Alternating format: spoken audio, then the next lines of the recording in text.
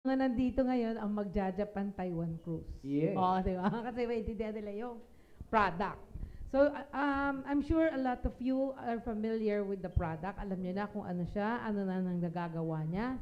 Pero to emphasize lang, nakita niyo naman kung ano nagawa sa ating mga distributors. Yung mga pinakikita natin dito ay distributors. Diba? Nagbabataan, nagagandahan, nawawala ang melasma. Pero hindi lang yun pampaganda. Kasi meron tayong distributor from the north, si Miss Dali. Si Miss Dali, ilang beses na yan nagpa-check up dun sa bukol niya sa pisngi.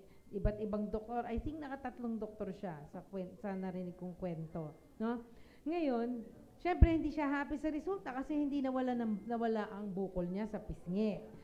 Ang ginawa ngayon ng kanyang close friend na si Connie, na distributor natin, na top 7 yata. Si Connie, no, Vice? Oo. Binigyan siya ng deer placenta. So, syempre, mahal. Ay, bilhin eh. So, iniwanan niya doon. Sige, inumin mo lang, sabi niya. After 2 weeks, nawala yung bukol niya. O ngayon, hindi siya distributor, di ba sir? Center siya. So, parang mas mahal yun, di ba sir? Parang ganon. So, center siya sa Lawag. That is Miss Dali. So, ang deer placenta po natin, hindi lang po siya pampaganda, hindi lang siya pampabata. Ito pa, ang asawa ni ma'am, ni sir, nag-member yata sa BMB. Ang pasyente, asawa niya, huwag nyo nang isa-isahin, no? Meron diyang 5 diagnosis sa kanyang sakit, di ba? Pero nag-deer placenta siya, after nag-deer placenta siya, 3 na lang. So, nawala yung alin? Nawala ang tubig sa kidney. May tubig sa kidney, hydronephrosis, di ba? Tapos, ang pangatlo pala na nakasulat dito, meron pa rin siyang prostate na malaki. Pero, ang pangatlong nakasulat dito, normal sonographic study ng urinary bladder. So, nag-normal na yung urinary bladder niya. Dalawa na lang problema niya, yung prostate at saka cyst sa kidney. Diba? At hanggang ngayon, umiinom pa siya ng deer placenta. As a matter of fact, kasama namin siya sa Taiwan. Ito siya. Diba? Si Sir Noy. Ayun. Contractor siya sa Marikina. Okay lang kung malakas ka. Diba?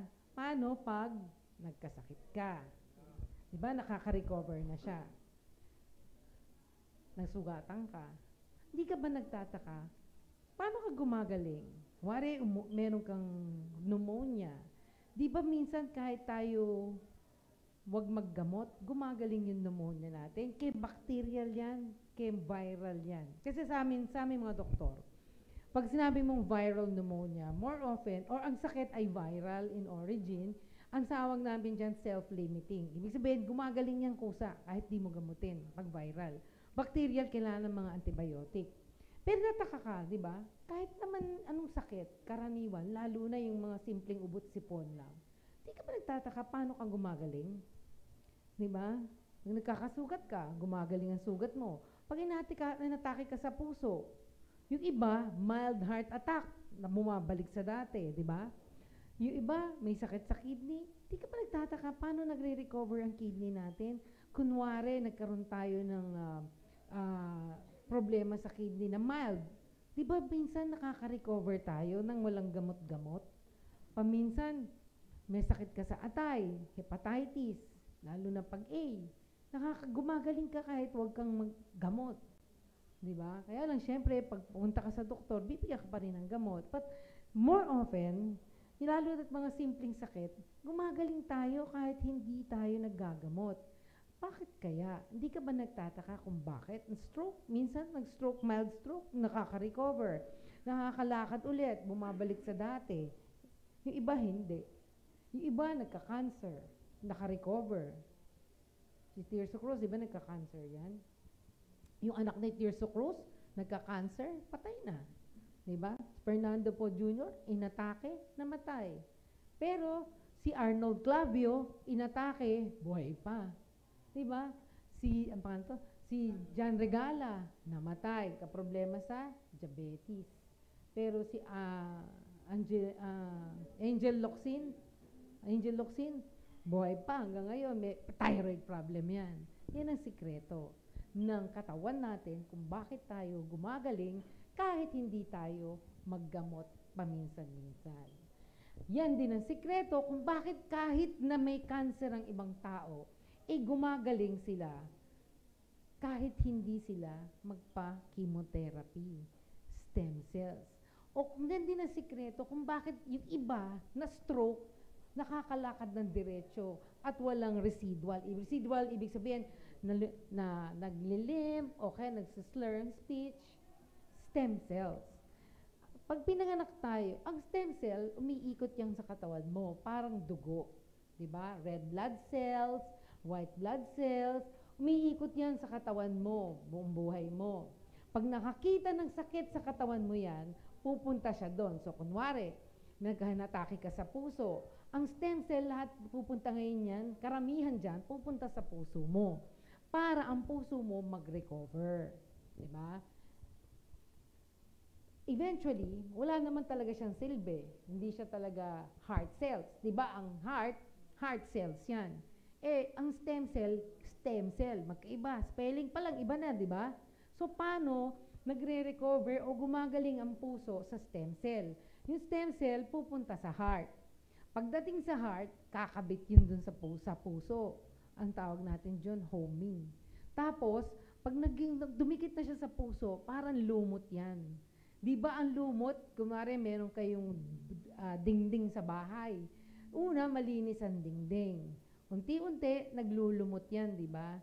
Hanggang ang lumot at saka yung bato ng dingding, parang iisa na lang sila. So, ganun din po ang stem cell. Eventually, nagiging heart cell siya katagalan. So, yun ang stem cell. It replaces cells and tissues that have been damaged or lost due to sickness or diseases. Ang stem cells, naturally regenerative siya. Isa sa functions ng stem cell niya, regenerative. Ibig sabihin, uulitin, generate, ibabalik. So, ibig sabihin, pinapabalik niya ang nasira mong katawan o parte ng katawan. Diba? Tapos, natural anti-inflammatory siya. So, kunwari, merong, tag dito, actually, ganito yan sa katawan natin. Kwento ko muna yung inflammaging. Meron tinatawag na inflammaging. So, ganito ang kwento ng inflammaging. Babalik na naman ako sa dingding. Di ba? Yung bakod sa bahay natin. Pag bagong tayo yung bakod, di ba? Yan, kunwari, yan, bagong yung dingding. Malinis, makinis. Di ba? Katagalan, naglulumot yung bakod. Di ba? Una, manipis na lumot. Pakapal ng pakapal yung lumot habang tumatagal. Di ba? At saka kahit di lang sa bakod, kahit anong parang kahit sa kotse, dun sa ilalim, diba, unti-unti patagal ng patagal, hindi lumot, kung ano man mga ang tawag dito, kalawang. Diba, una, ang kalawang manipis lang. Tapos, pakapal ng pakapal yung kalawang. Hanggang yung kinakalawang, numipis na at nabali na. Diba, may mga ganong bakal? Yung bakal, una, very tough, matigas. Pag hinampas-sampas mo, hindi mababali. Katagalan, yung bakal, kinakalawang. So, initially, kakalawangin siya, tapos pakapal ng pakapal yung kalawang, hanggang yung kalawang, kinain na yung bakal. At ang bakal, naging marupok na, kaya nabali na. Ganyan po ang nangyayari sa katawan natin. Yan ang tinatawag na parang inflammaging. Napalayo tuloy ako sa bakal, pero mas madali intindihin yung bakal, diba? So, anyway, yan ang tinatawag na inflammaging. So, sa katawan natin, habang tayo'y nakatayo ako'y nakatayo dito, kayo nakaupo dyan, may nangyayari sa katawan nyo. Siyempre, tinatawag nagme-metabolize kayo, di ba? Bawat cell ng katawan nyo nagtatrabaho, di ba? Kasi pag hindi, kahit katulog, yung mga cells ng katawan mo, buhay yan. Kung tuloy-tuloy ang pagtatrabaho niyan. Ang problema, habang nagtatrabaho yung cells mo, may nilalabas na waste product yan o toxin, di ba? Nagtatapon yan ng waste products. Yung waste product na yon, o parang kalawang, ay nakakasira sa katawan. Pero hindi pag konti pa siya. Pag yung waste product na yan, pamula nung bata ka hanggang tumanda ka, nag-ipon sa katawan mo, nagkakaroon ka ng tinatawag na inflammation. Simula, ang tawag doon, low levels of inflammation kasi konti lang. Bukas, dadagdagan na naman yan. Pagkatapos ng mga araw, dadagdagan na naman yan. So parang isang balde ng tubig. Araw-araw magpatak ka ng tubig. Araw-araw magpatak ka ng tubig. So yung balde, katagalan, pagdating mo ng 80 years old, yung balde mo puno na. Kahit isang patak lang ang pinapatak mo araw-araw, di ba? So ganun po ang inflammaging. Sa katawan natin, dahil sa pagdami ng waste products na galing sa cells natin from metabolism, sa pagtatrabaho ng cells ng ating katawan, merong na nag-iipong produkto o free radicals sa ating katawan na nakakasira sa ating katawan. Ang tawag po dyan equals inflammation or inflammaging. Ang example niyan, arthritis. Another example, degenerative diseases. Pag sinabi mo degenerative diseases, ang ibig sabihin niyan, mga sakit dala ng pagtanda. So, example ng degenerative disease, catarata. Example ng degenerative disease, diabetes. So, yan po, all this, yung mga factors na yan, results from inflammation. At ang stem cells ay very potent anti-inflammatory. So, ibig sabihin, ang stem cells, kakainin niya, neutralize niya ang mga toxin sa katawan. In a sense. No? Pero hindi ganun talaga. Anti-inflammation lang siya. Sinusuppress niya ang pamamaga sa katawan. Pinipigilan niya ang pagdami ng mga toxin sa ating katawan. So, yan ang stem cell. So, marami siyang trabaho sa katawan. Minomodulate niya yung immune system. Nire-regenerate niya yung mga sirang organs ng katawan natin. It promotes wound healing. It promotes angiogenesis and homing. Ibig sabihin, pupunta siya kung saan may problema o nagkaroon ng problema. Maraming trabaho ang stem cell sa katawan natin. So, mahirap yan ipaliwanag sa inyong mga clients. So, wag mo nang pansinin. Diba? Sabihin mo, paracrine activity po ang stem cells. Sasabihin siya, ha? Ganun siya. So, saan man nakikita yung stem cells sa katawan? Meron stem cells sa brain, di ba? May stem cells sa mata. May stem cells sa balat. Ang balat ngayon, kukuha ka ng konting balat, pwedeng gawing liver cells. Kung ngayon, ngayon ang bago, kukuha ka ng balat dito sa likod ng ng patok, pa-process mo, saksak mo ulit sa ulo, pagkakaroon magiging hair. Yung balat na yon, pwede mong i-process, gagawin mong cartilage. Meron ng mga ganyan ngayon. Makikita mo din stem cells sa taba. Ito very popular. Ang problema lang din, sabi nga, pag galing daw sa taba, hindi masyadong maraming stem cell na po-produce. Ito noon pa ginagawa ang stem cell na galing sa bone marrow sa mga leukemic patients natin. Pag may sakit ka sa dugo. Ang stem cell galing din sa buhok. Meron tayong stem cell sa buhok.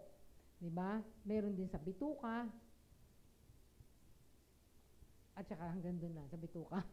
So, ang stem cell pwedeng maging stem cell. Ang stem cell pwedeng maging skin cells, pwede siya maging heart cells, iba-ibang klaseng stem cells ang capability ng isang stem cell. So, it can differentiate into different types of cells in the body. Pero, that is also not yours to remember.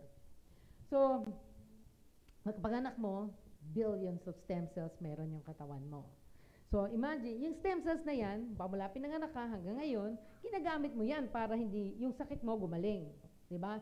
So, ibig sabihin, katagalan, pumula ng pinanganak ka hanggang ngayong edad mo, marami ginagamit, depende kung sakitin ka, depende kung mahilig ka mag-exercise, marami kang nagagamit na stem cells sa katawan mo o nagagamit mo ang stem cells sa katawan mo. And how much you have used will depend on your lifestyle, di ba? So, for example, nagsisigarilyo ka, syempre nai-irritate yung yung lungs mo, mula ilong mo hanggang lungs mo, nai-irritate. Yung, di ba sa isang sigarilyo, isang stick ng sigarilyo, hindi ka naman namamatay di ba? Yosi ka. Isang pack, ubusin mo sa araw, hindi ka mamamatay, di ba? But we know that yung cigarette is bad for your body. But you don't die with one cigarette, smoking one cigarette or even a pack or 2 packs of cigarettes. Kasi yung body mo, magre-recover. Pagagalingin ng stem cell ang lungs mo, ang ilong mo, ang throat mo, para hindi ka magkasakit at mamatay. Alam natin ang alcohol, masama sa katawan. Pero kahit maubos mo ang isang case ng beer sa isang araw, di ka mamatay, di ba? Because your body recovers through stem cells. So, stem cell ang nagpapagaling sa katawan mo kahit ka exposed sa mga masasamang bisyo o masasamang toxins sa paligid, di ba? So, pagkapanganak mo, marami kang stem cell, nagsigarilyo ka, nadapa ka, nag-exercise ka, na-stress ka, through the years, naubos ang stem cell. So, yun ang sinasabi ng mga expert. Problema kasi, there are two ways, dalawang schools of thought. Hindi pa sila nakaka-decide. Ang stem cell ba naubos talaga? O ang stem cell ba, nandyan lang, pero nagiging tamad. Diba? Ano pa na-contribute sa pag-ubos ng stem cell sa katawan? Of course, natural aging. Diba? Habang tumatanda ka, umiiksi ang telomere, ang stem cells nauubos daw. Habang exposure to environment, diba? External, ibig sabihin yung pollution. Internal, pagka nagsisigarilyo,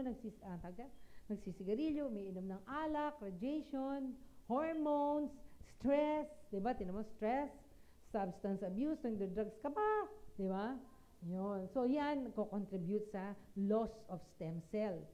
So, kanina, diba sabi ko, depende anong lifestyle mo. Ganun karami ang pag-ubos ng stem cell ng katawan mo. Alam nyo ba, ang mas ma-active o nag-exercise, mas konti ang stem cell nila kaysa pag hindi ka masyadong active. Unfortunately. Diba? So, genetics naman na. Merong mga pinanganak, mas konti ang stem cell. Paano mo nalaman yan? Kasi bakit yung iba, pareho lang silang sakit, ba't ito namatay, ba't ito buhay pa? Kasi siya tulog, siya gising.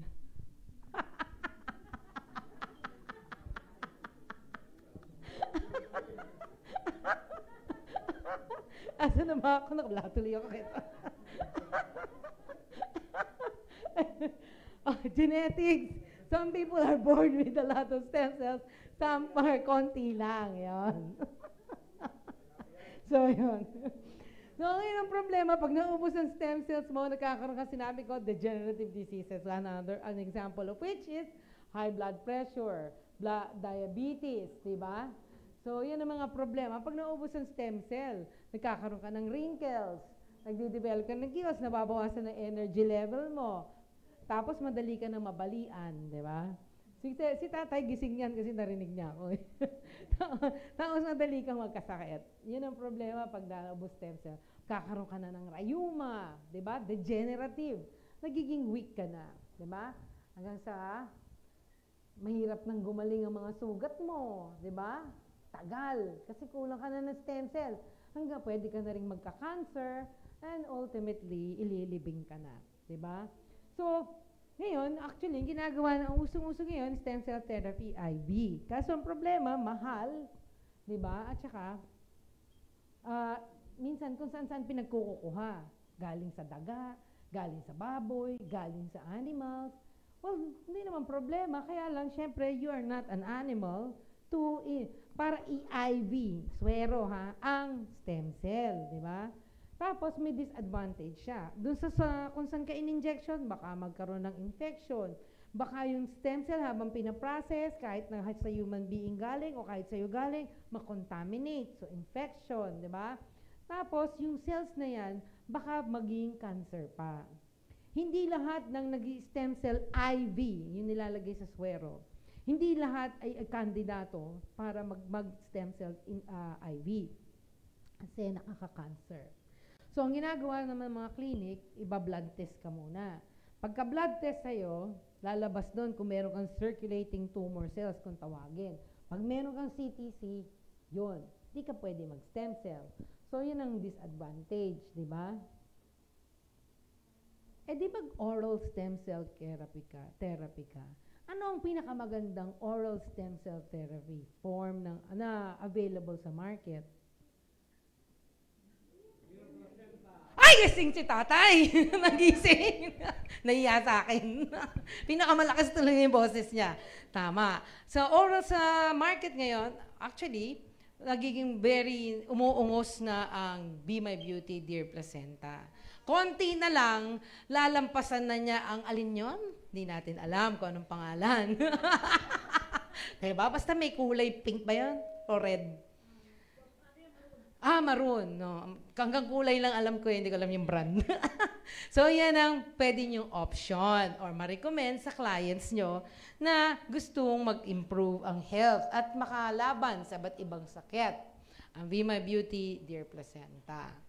So, yung ibang brand ng Dear Placenta, mag-claim sila na live cells ang kanilang placenta or Dear Placenta. Siyempre, hindi totoo yan. Kasi pag live, kailangan frozen. Below 85 degrees yan pag live. Kaya doon sa clinic namin, meron kaming freezer to freeze our stem cells. Na yung freezer namin below 85 na pag kinuha mo diretso sa freezer, sunog ang balat mo. So, hindi pwedeng live ang laman nila. So, ang second claim nila, di ba, yun. So, hindi totoo na live cells. So, hindi daw pwede scientifically mailagay sa tableta ang stem cell, di ba? Tapos dapat nga frozen. At ang stem cell na live, mamamatay sa acidity ng ng sikmura, di ba? So, atin, ang Be My Beauty Dear Placenta contains growth factors. So, ayan na naman ang isa pang pagpapahirap kung paano ipaliwanag kung paano tumatalab ang Dear Placenta, yung growth factors. So, galing akong stem cell, ngayon growth factors na naman. Kaya ang haba ng ating lecture dahil dyan na naman. So, ang growth factors is anything that triggers cell division, repair, replacement of damaged tissue. Kasi growth nag-i-encourage siya ng growth and improvement. So, ano ba yung growth factor? Ang placenta is very rich in growth factors. And that is present in BMB Dear Placenta. Diba? So, ano na naman ngayon ang kinalaman ng Dear Placenta, stem cell at growth factors? Paano naman yung naging correlated? Ano na naman ang relationship niyan? So, eto na. Pahirap na naman sa buhay nyo. Di ba? Baby, pinanganak. Pero nagsimula yan sa zygote. Alala nyo yan, biology, di ba? Nag-sex, di ba? Oops, nagising. Sex lang yun, ha? Sex pa lang ang sinabi ko, sabi ni tatay. Nagising, salita pa lang yon. Nag-sex ang babae at lalaki. Na-fertilize ng sperm ang egg. Ang na-form ay zygote. Alala natin yan sa biology. Yung absent, hindi nila maalala. Di ba yung zygote? That is the most potent stem cell. Alam niyo ba? Pinakamatapang o malakas na stem cell o maraming basta pinapotent na stem cell. Yung zygote, one cell. Alala? Di ba? Di ba pag cell division, 2 cells. Cell division, 4 cells. In 5 days, ang zygote naging blastocyst. Hindi ko masisimplihan to. Wala akong Pilipinong tawag sa blastocyst. Blastocyst. Yung outer layer ng blastocyst, this is what is inside Ito, hindi yan ganyan. Buo yung bilog. Diba? Ganyan. Nasa loob ng matris ni mami. Ngayon, yung outer portion ng bilog na yon na parang bola yan, no? Yung outer portion yan, magiging placenta. Yung gitna niyang bilog-bilog na yan are stem cells. So, what happens now? Yan ngayon, stem cells na yan. Di ka ba nagtataka? Zygote, 1 cell, 5 cells, ganyan. Paano naging mata yan? Paano naging brain yan? Paano naging Although merong iba't ibang layers ng cells, ng ng embryonic cells na specific magiging ganito. Pero nonetheless, pag ectoderm lang yon. Pag mesoderm lang yon. Di ba? Parang ganyan. Pero, paano talaga naging specifically, naging heart, naging brain, naging lungs, naging bituka, and so on and so forth. Di ba kayo nagtataka? Alang responsible po dyan ay itong cells na to, naging brain, naging heart, naging etc. because of the growth factors. And these factors came from the mother. Galing siya sa placenta, alam mo yung inunan, di ba? Nakadikit yan sa mami. Dadalo yan sa umbilical cord. Pupunta dyan, tapos magdi-develop into specific organs. So, example lang ng growth factors. Example ng growth factor, epidermal growth factor, nagiging skin, lungs, cornea, mata yan, or trachea, windpipe. Fibroblastic growth factor, nagiging fibroblast. Yung fibroblast, cells yan. Anong ginagawa ng cells na yan? Napoproduce niyan? Skin, cartilage, di ba? Fibroblast. Sample lang yon. Tapos, glial cells. Ano yung glial cells? Brain cells. Sa brain yan. Di ba? Vascular endothelial cells. Ano yung cells na yan? Cells ng ugat. So, yung stem cells na yon now become these organs because of the growth factors. So, yaan po ang laman ng deer placenta. At kaya po, ng VMB deer placenta, hindi ko pwedeng sabihin deer placenta kasi yung iba hindi naman yan ang laman, di ba? Iba. Ang atin po, ang VMB deer placenta, ang laman ay growth factors. That is why nakakatulong siya sa mga organs ng body natin na nasira na dahil sa sakit. So, yan. So, again, malinaw na yon. Growth factors, ang laman yan. Kaya pala gumagaling ang ating mga kliyente dahil sa growth factors.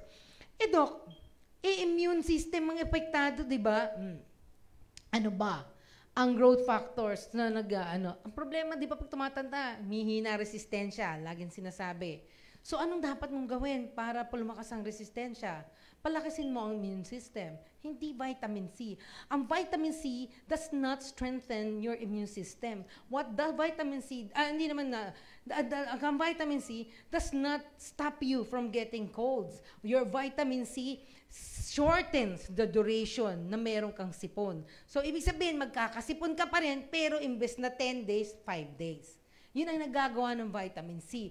Ang nagagawa ng growth factors for immunity, pinapadami ang immune cells natin. Pinapalakas ang immune cells natin. Anong example ng immune cells? T cells, B cells, mast cells, thymus cells, granulocytes, etc. So, kaya lumalakas ang immune system dahil, pag uminom ka ng deer placenta, dahil sa growth factors for immunity na nagko-cause ng immune cells to produce more and to become stronger. So, okay na yan, growth factors.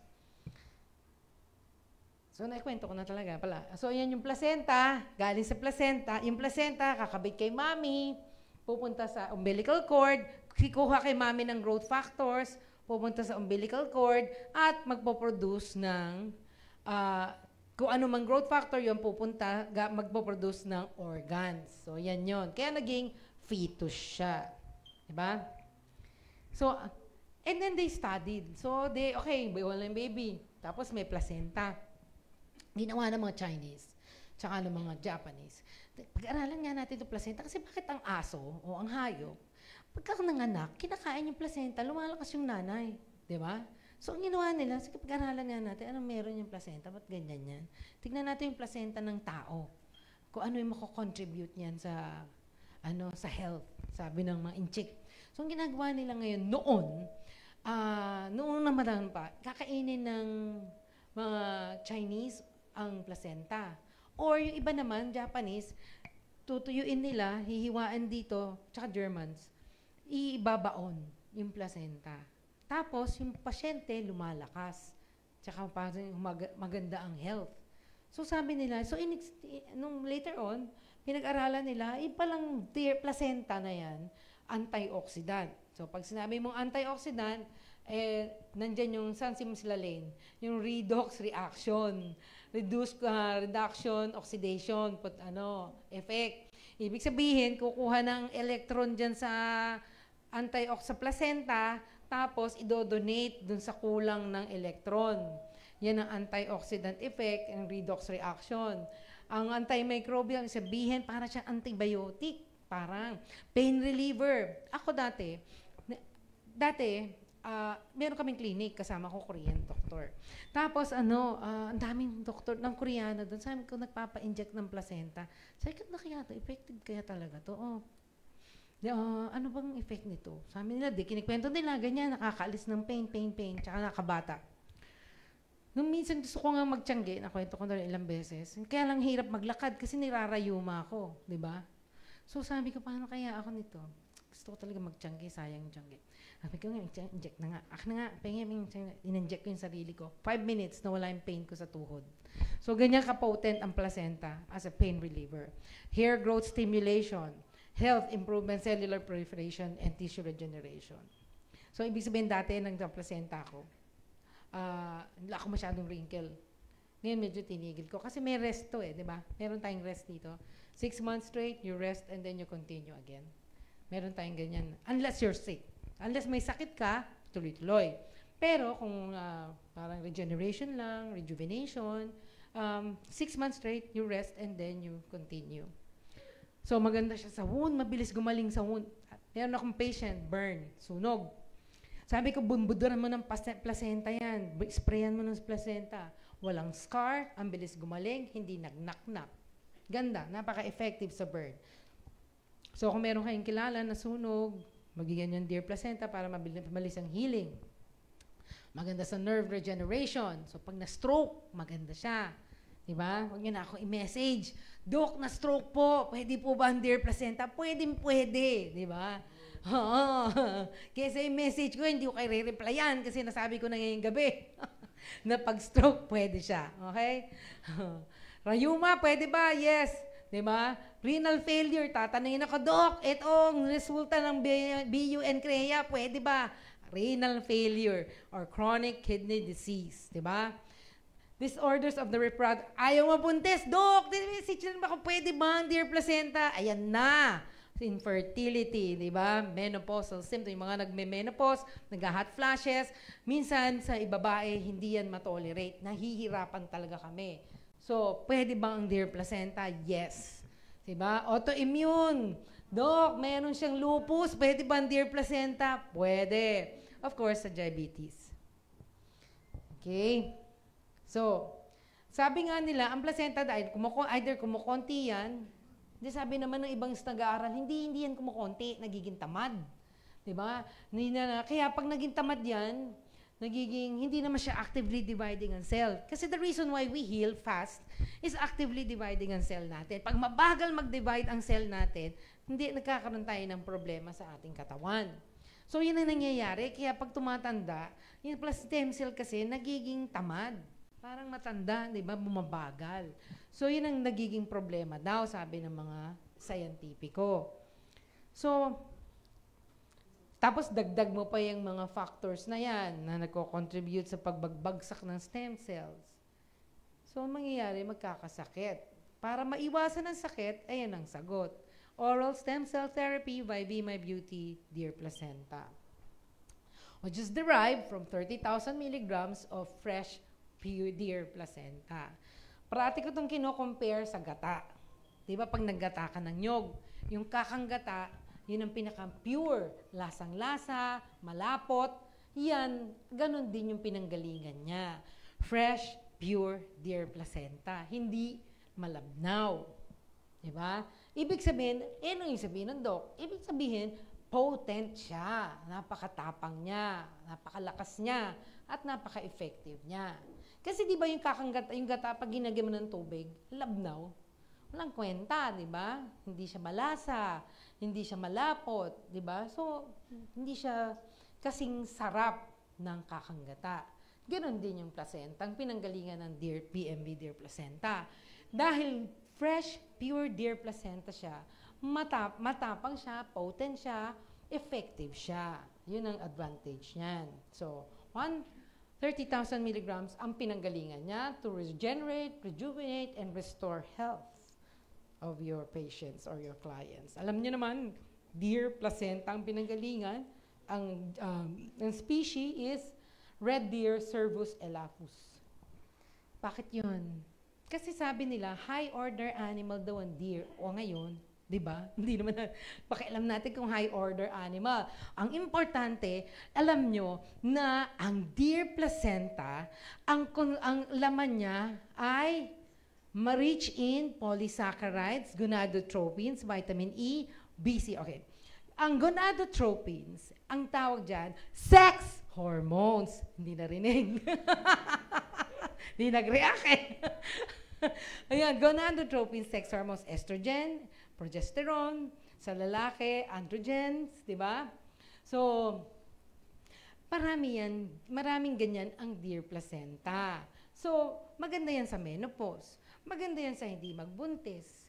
Maganda yan sa, nakakatulong yan sa cancer. Lalo na kung ang cancer ay tinatawag nating hormone sensitive. O sabihin, nagre-respond effectively sa hormone treatment. Tapos, vitamin E. Di ba maraming value ang vitamin E sa katawan? Vitamin E, para siyang aspirin. It dilutes the blood to prevent heart attack and strokes. On top of vitamin E being an effective anti-aging moisturizing agent. Pampabata. B, series, vitamin B. Ang tawag sa B, vitamin of life, di ba? So, pagka minom ka ng B, tawag dito, pag minom ka ng deer placenta, nagre-replenish ka rin ng B vitamins mo na nawawala. Ang vitamin B, maganda sa dugo, di ba? Ang vitamin B, maganda sa dugo, sabi ko na, no? Sa skin, hindi, pero more of hair, more of the hair ang B. Tapos sa sa weight, hindi weight loss, but weight maintenance. Yan. Yun. So, marami siyang minerals like calcium, phosphorus, iron, zinc. So, bottom line, kaya deer placenta ang ginamit is because of this. Di ba? Plus, ibig sabihin, molecularly, halos magkapareho ang molecular makeup ng human beings at deer placenta. Kaya, ano ibig sabihin din nun? Ibig sabihin, hindi magkakaroon ng walang masyadong allergic reaction. Kasi halos pareho tayo di ba? So, di ba parang pagpareho kayo ng personality ng kaibigan mo, hindi kayo masyadong nag-aaway. Pero kung kontra kayo ng kontra, away kayo ng away. O misis mo, pangasawa mo, kakontra lagi, away-away. Pero pag pareho kayo ng personality, nagja-jive kayo, nagmamatch kayo, hindi kayo nag-aaway. On top of that, ang deer placenta, kumpleto sa amino acids. Ang body, ang cells, is made up of amino acids, di ba? So, pagka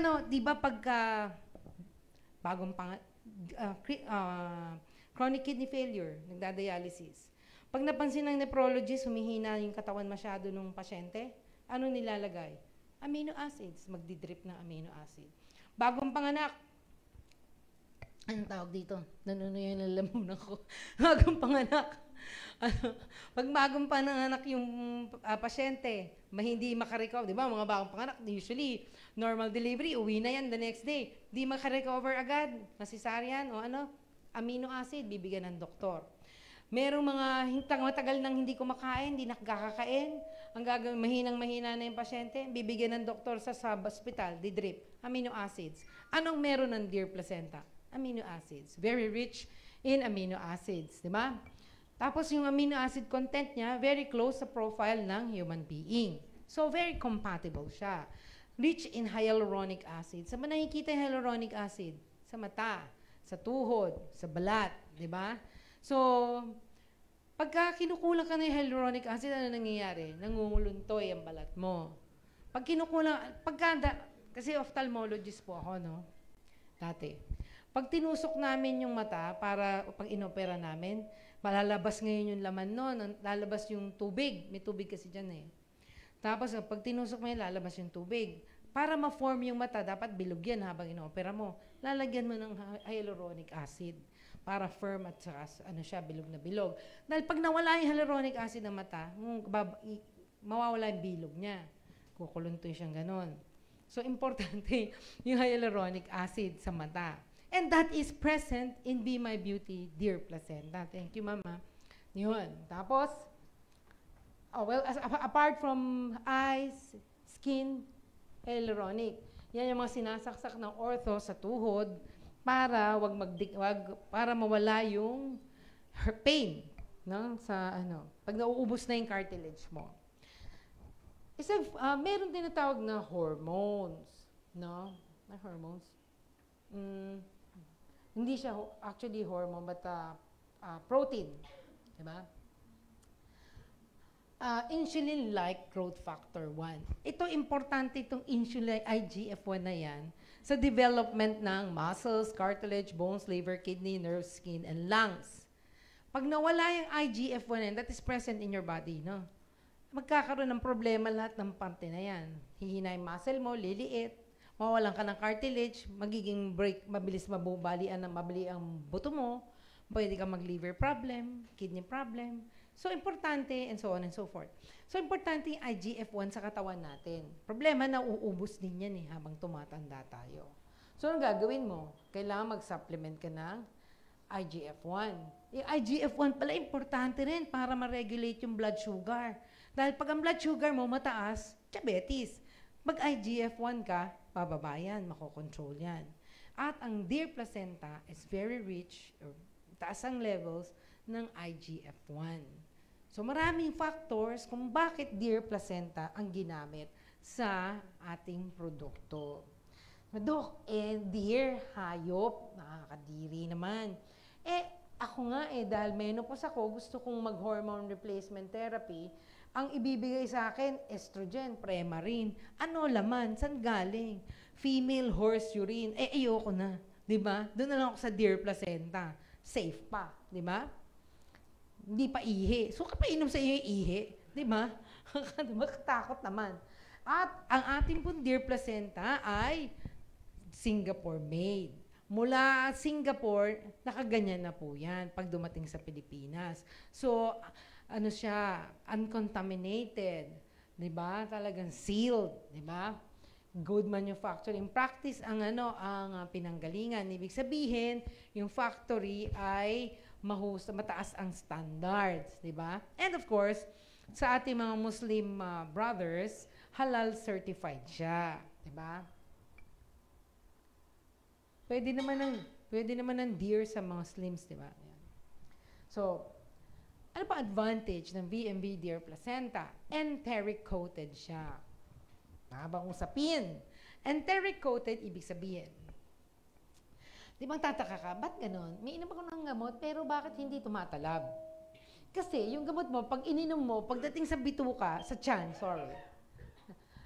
tinunaw ng acid. Oo. Yung acid ng tiyan natin, alam nyo ba na may melt niya ng blade? Wari, kumuha ka na acid sa tiyan. Tapos ibuhos mo yung blade doon. Tunaw yung blade mo. So, ganyan ka-powerful yan. Iinumin mo yung gamot, di ba? So, ibig sabihin, yung gamot na ininom mo, nadi-deactivate na ng acid. So, wala na siyang silbi. Kasi, hindi naman sa bituka nangyayari, hindi naman sa tiyan nangyayari yung absorption ng mga gamot. Kung anong kinain mo, kung anong gamot ang inumin mo, kung ano ang soft drinks or juice na inumin mo, hindi naman sa tiyan naghaganap yung pagpasok nun sa katawan mo Naghaganap yan sa small intestine. So dito, sa tiyan, dudurugin niya yung gamot, yung anumang kinain mo.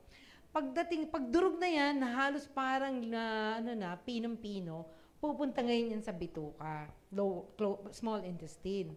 At sa small intestine, pag pinutol mo yan, tinignan mo sa microscope, ito yung makikita mo. Ang tawag dyan, villi. Yung villi na yan, may mga butas na maliliit, dun papasok ang mga vitamins, minerals, and anything that you will take in. No? Hindi lang vitamins, minerals, lahat ng pagkain natin. Lahat di ba, sabi, sa broccoli, may ganito, dyan mas ma-absorb. Ngayon, pag hindi enteric coated yung gamot mo, dyan, tunaw na. Eh di yung wala man nun, wala na rin kwenta, hindi na aabot dito. Kasi naubos na. Imagine, pamula doon, tinutunaw na yan, pababa. Oh. Eh by the time it reaches the small intestine, wala na, tunaw na. So anong problema pag gano'n? Hindi siya effective. Ang problema gano'n, walang nangyari sa binayad mo. Buminom ka ng worth 200 pesos na tableta, sayang. Pag enteric coated, tutunawin. Pagdating dito, manipis na siya. Pag madating doon, sasabog na siya pagpasok dito. Tapos habang dumadalaw yung tubig na yan, di ba? Dumadalaw yan, unti-unti na siyang naa-absorb sa villi ng small intestine. Anong advantage nun? Mas naa-absorb siya. Pagka na-absorb, ibig sabihin, mas effective siya. So, yun ang advantage ng enteric coated. Diba? If your tablet is enteric coated, 80%, you are assured that 80% of the content of the tablet is absorbed in your intestine. 20% natapon lang.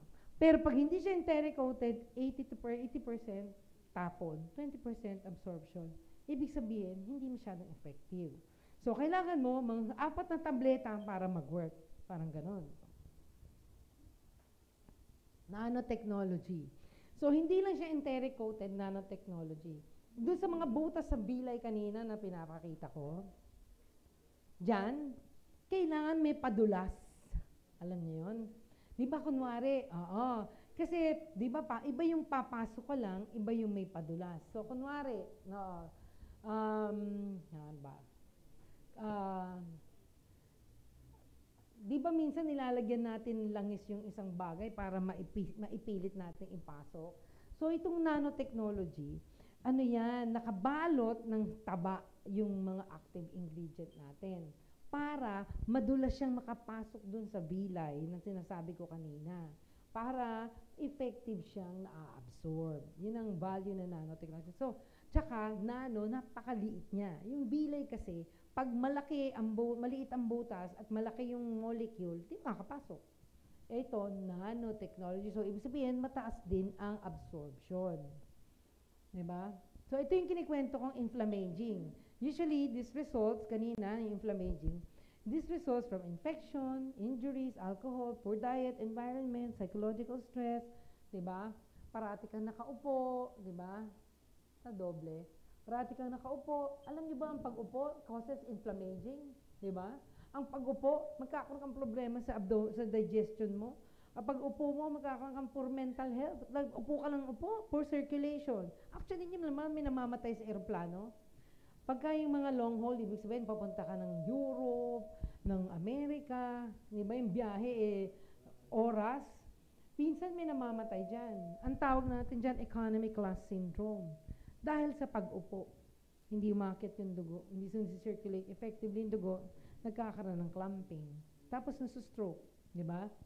So, bigla na lang namamatay. Minsan nakaupo lang dito, sa upuan, patay na, kapatid ko.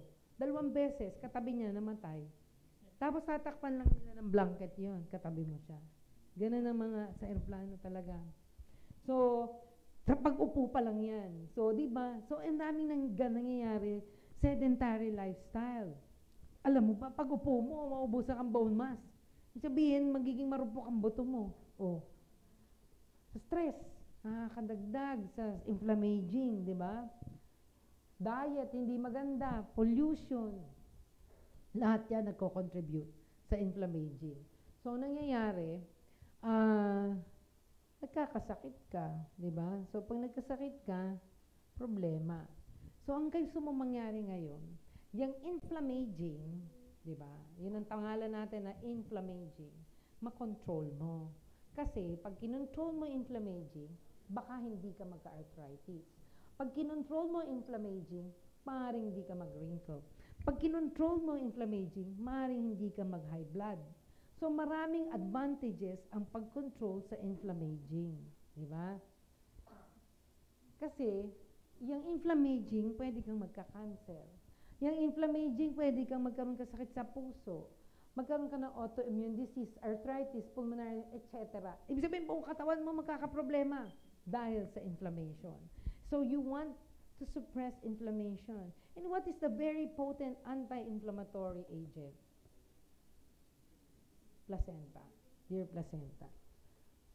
Diba? So, pagka madaling mapagod, medyo may problema, may constipated, o may bloating, o dahil nagdadiarrhea, parati kang may masakit sa likod mo, dati hindi ka allergic, ngayon nag-allergic ka na, gumalak, tumataba ka, parang may brain fog ka, o lightheaded, o parang hindi mo naintay kung nahihilo ka, o ano, meron ka ng chronic signs of chronic inflammation. So, kailangan uminom ka na ng BMB Dear Placenta. And to support the anti-inflammatory effect of placenta, dinagdagan ng formulator ang product, ang placenta ng resveratrol, lycopene, salmon fish oil, evening primrose oil, borage oil, lecithin, marine collagen, chia seeds, and squalene. Ito. Isang example ng anti-inflammatory agents. Diba kunwari, may masakit sa'yo, namamaga ang tuhod mo, bibigyan ka ng gamot ni doc. Uminom ka ng anti-inflammatory, ano ba? Diplam. Kunwari namamaga ang throat mo na lang. Diplam, binigyan kang Diplam. Ang Diplam, pampaalis ng pamamaga ng lalamunan. Ang natural counterpart ng Diplam, kasi gamot yun, diba? Ang natural counterpart niya is gamma-linoleic acid. So, ang gamma-linoleic acid is a potent type of omega-6 fatty acid. Isang valuable ang omega-6, diba? Sa reproductive. Marami siyang value. Diba? Sa bones, sa brain, sa reproductive health, metabolism, stimulates growth, skin and hair growth, diba? Etc.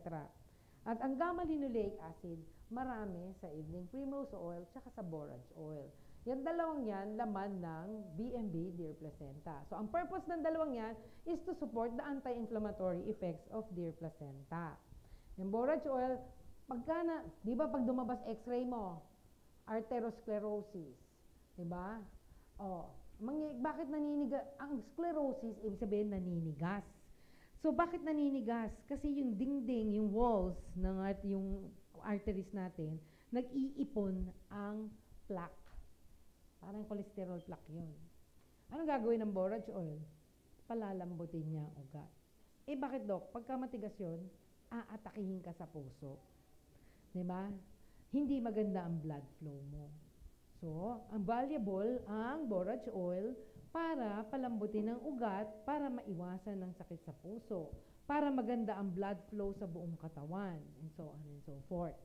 Maganda ang borage oil para mapigilan ang cardiac failure, diba? Sa rheuma, sa Alzheimer. Borage oil maganda sa liver,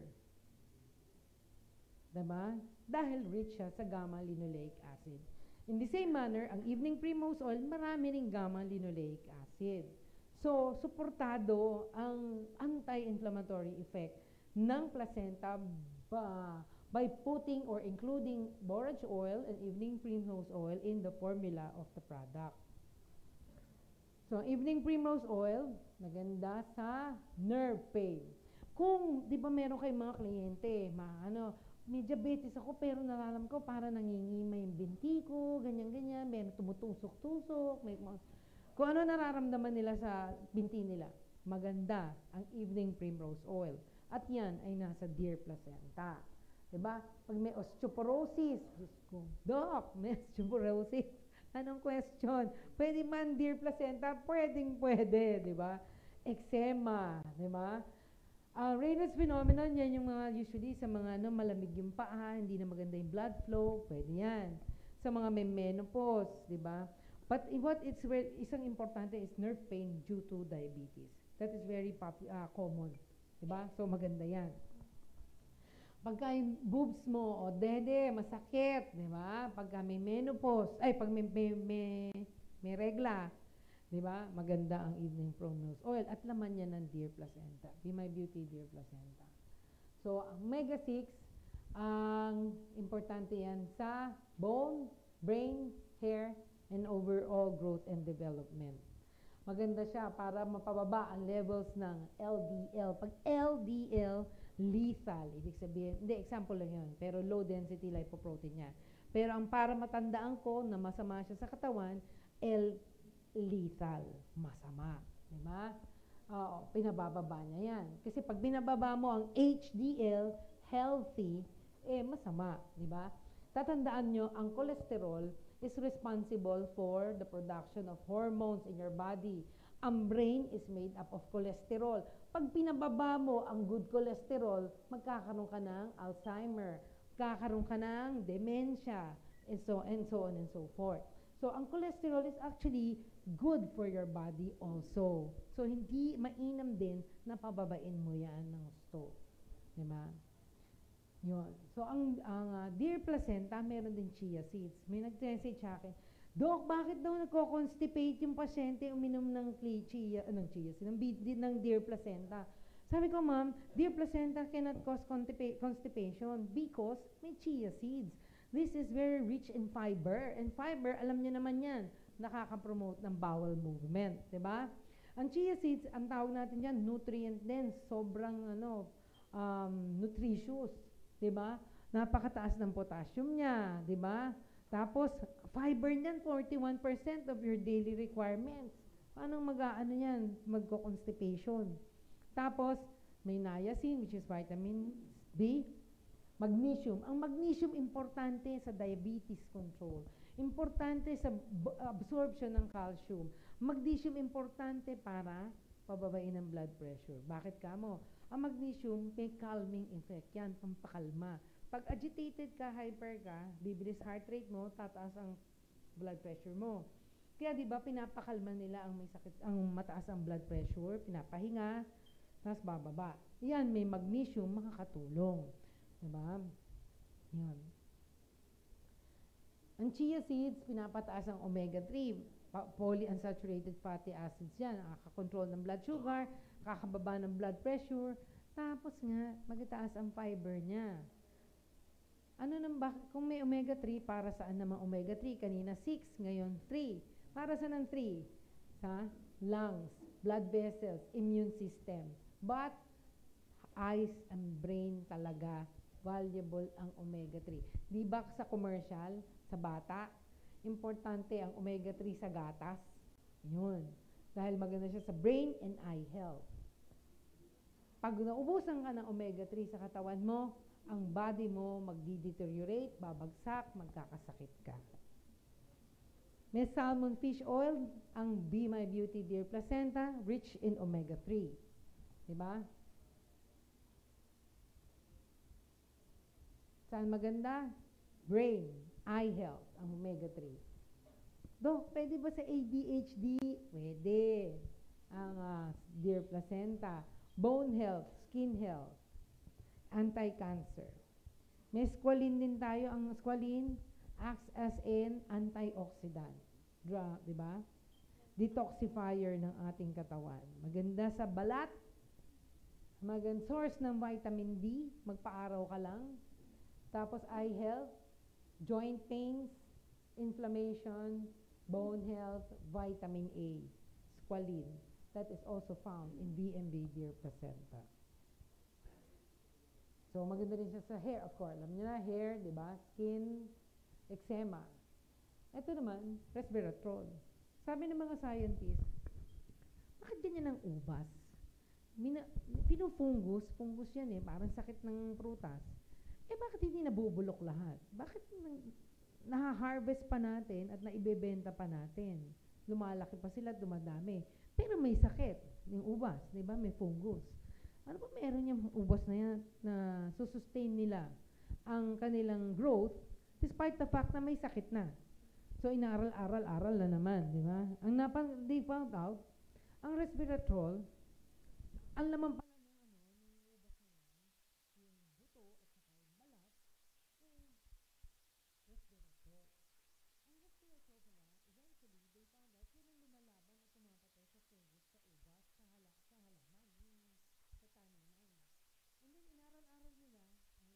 maraming value sa katawan. Sa cancer, maganda siya. Antioxidant, diba? Anti-inflammatory, anti-aging. Maganda sa heart.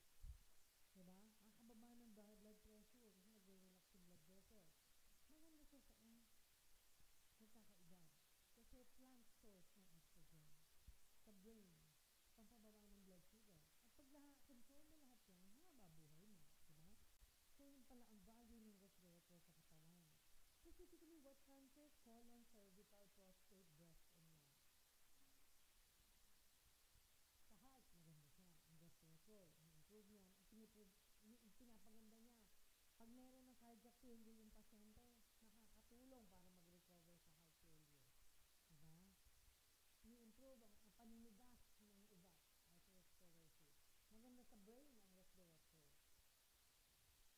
Lycopene, alam niyo ng lahat yan, di ba? May commercial ng ketchup ba yun? Tomato sauce na pinupuno ng lycopene. Oh, para sa ng lycopene, anti-cancer, prostate cancer. Kaya magtataka ka pa, Doc, bakit ganun? Marami tayong cases, marami tayong testimonies na nag-improve ang cancer niya with by taking DMBJ placenta. Lecithin. Yan. Raises good cholesterol, brings down bad cholesterol. Diba? So, pagka nagbe-breastfeed, nagkaklag ang breast, maganda ba ang lecithin? Yes. Pwede ba yan sa dear placenta? Yes. Diba? Ang lecithin, yan ang precursor ng phosphatidylcholine. Ang phosphatidylcholine, ano yan? Importanteng substance yan sa brain. Ang phosphatidylcholine, ang patunaw ng taba. Prenate, ang tawag natin dyan, mesolypos. So, yun ang precursor, ang lecithin. So, dahil dyan, alam na natin ngayon na ang lecithin maganda sa nerves, sa brain. Diba? Maganda sa fat. May collagen din po ang dear placenta. Ang collagen, alam nyo, dyan lang nakikita. Kita nyo sila sa commercial, nababasa nyo. Pero alam nyo ba na ang collagen is also found in the heart? Your intestines is made up of collagen. Your blood vessels is made up of collagen. Kaya ngayon yung mga matatanda, pag sinuwero sa ospital, pumuputok ang ugat dahil nauubos na yung collagen ng kanilang ugat. Diba? Ang mata is made up of collagen. Ang digestive, yung bituka, is made up of collagen. Which means to say that collagen is very important for your health. Supplementing with collagen is important not because gusto mong bumata. Diba collagen pampabata? Hindi naman binibenta nila. Actually, more than pampabata at to prevent aging, paalis ng wrinkles, is for heart health, diba? Digestive health. Kaya meron tayong tinatawag diseases, aging of the digestive system. Ubus yung collagen yan. Kaya pagka isiniswero yung matanda, pumuputok agad ang ugat. Kasi naubos ang collagen. So, ang collagen supplementation, hindi lang para bumata, hindi lang para sa bones at saka sa hair, but actually, for the entire body as well. For health as well. Kasi nga, sa heart, sa blood vessels, diba? Ang source ng ating dear placenta ay na-call ng collagen ng dear placenta is marine collagen. This is from the seaweed. Seaweed. Kasi diba yung iba galing sa baboy? So, hindi maganda. At yung marine, diba?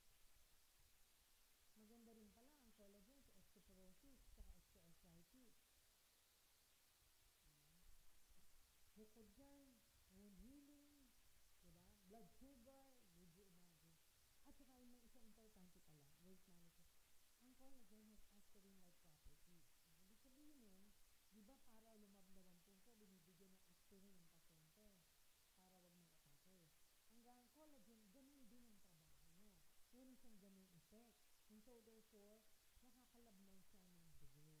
Kaya nakakatulong din siya para to prevent heart attack and stroke.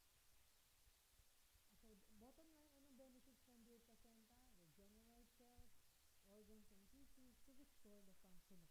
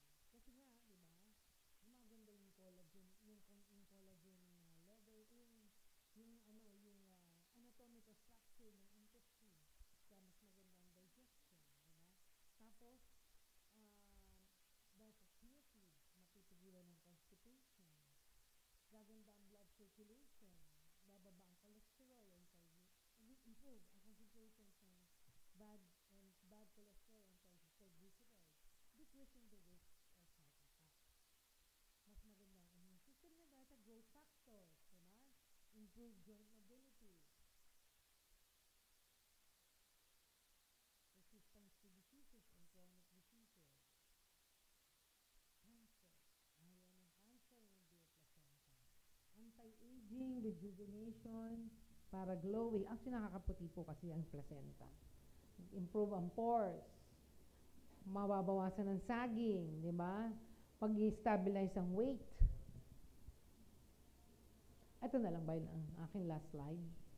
Sabi ni Obama, many will become millionaires from marketing products and services related to stem cell. At mapuprove po yan ng ating mga distributor na matagal na sa company. Dahil sila po ay mga milyonaryo na.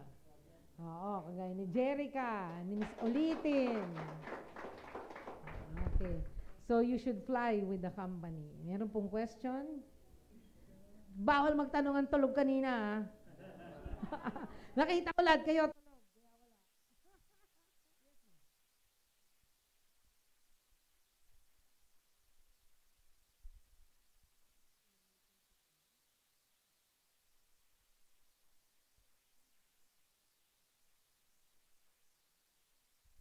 If you are taking it solely, o ibig sabihin, para lang ako bumata, o para lang rejuvenation ang purpose ko, then rest period ako after 6 hours.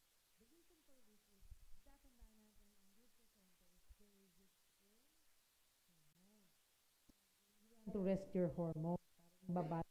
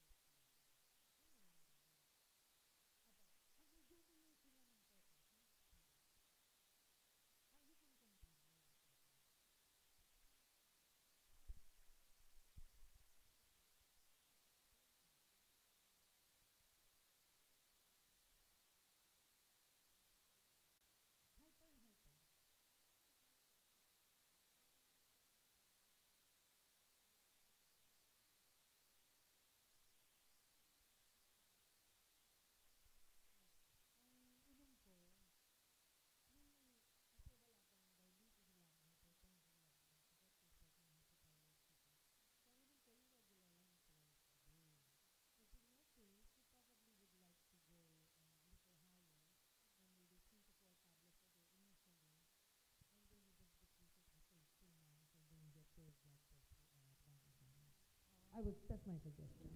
Meron din ako isang question. Apo. Nangyari kasi to February 21. Kaya parang nagkaroon ako ng interest na alamin to. Nag-bleed kasi yung ilong ko, saka may lumalabas na blood sa bibig ko. Naliligo kasi ako noon, Doc. Tapos, yung pagtungo ko may bumagsak na dugo. Akala ko sa bibig ko kasi katututbrush ko lang. Umaagos sa ilong ko. Tapos lumalabas sa bibig ko kapag tumitingala ako. Wag nga daw akong tumingala kasi machochoke ako sa blood. So mga ilang minutes din ako nagtagal na ganun, Doc. May connection po ba yun sa diabetes ko, sa hypertension? Una-una ma'am, meron po ba ang gamot nyo sa high blood nyo? Meron po ba kayong clopidogrel, aspirin, or any form of blood thinner na nakareseta sa... Ang reseta po sa akin is yung sa Amlite.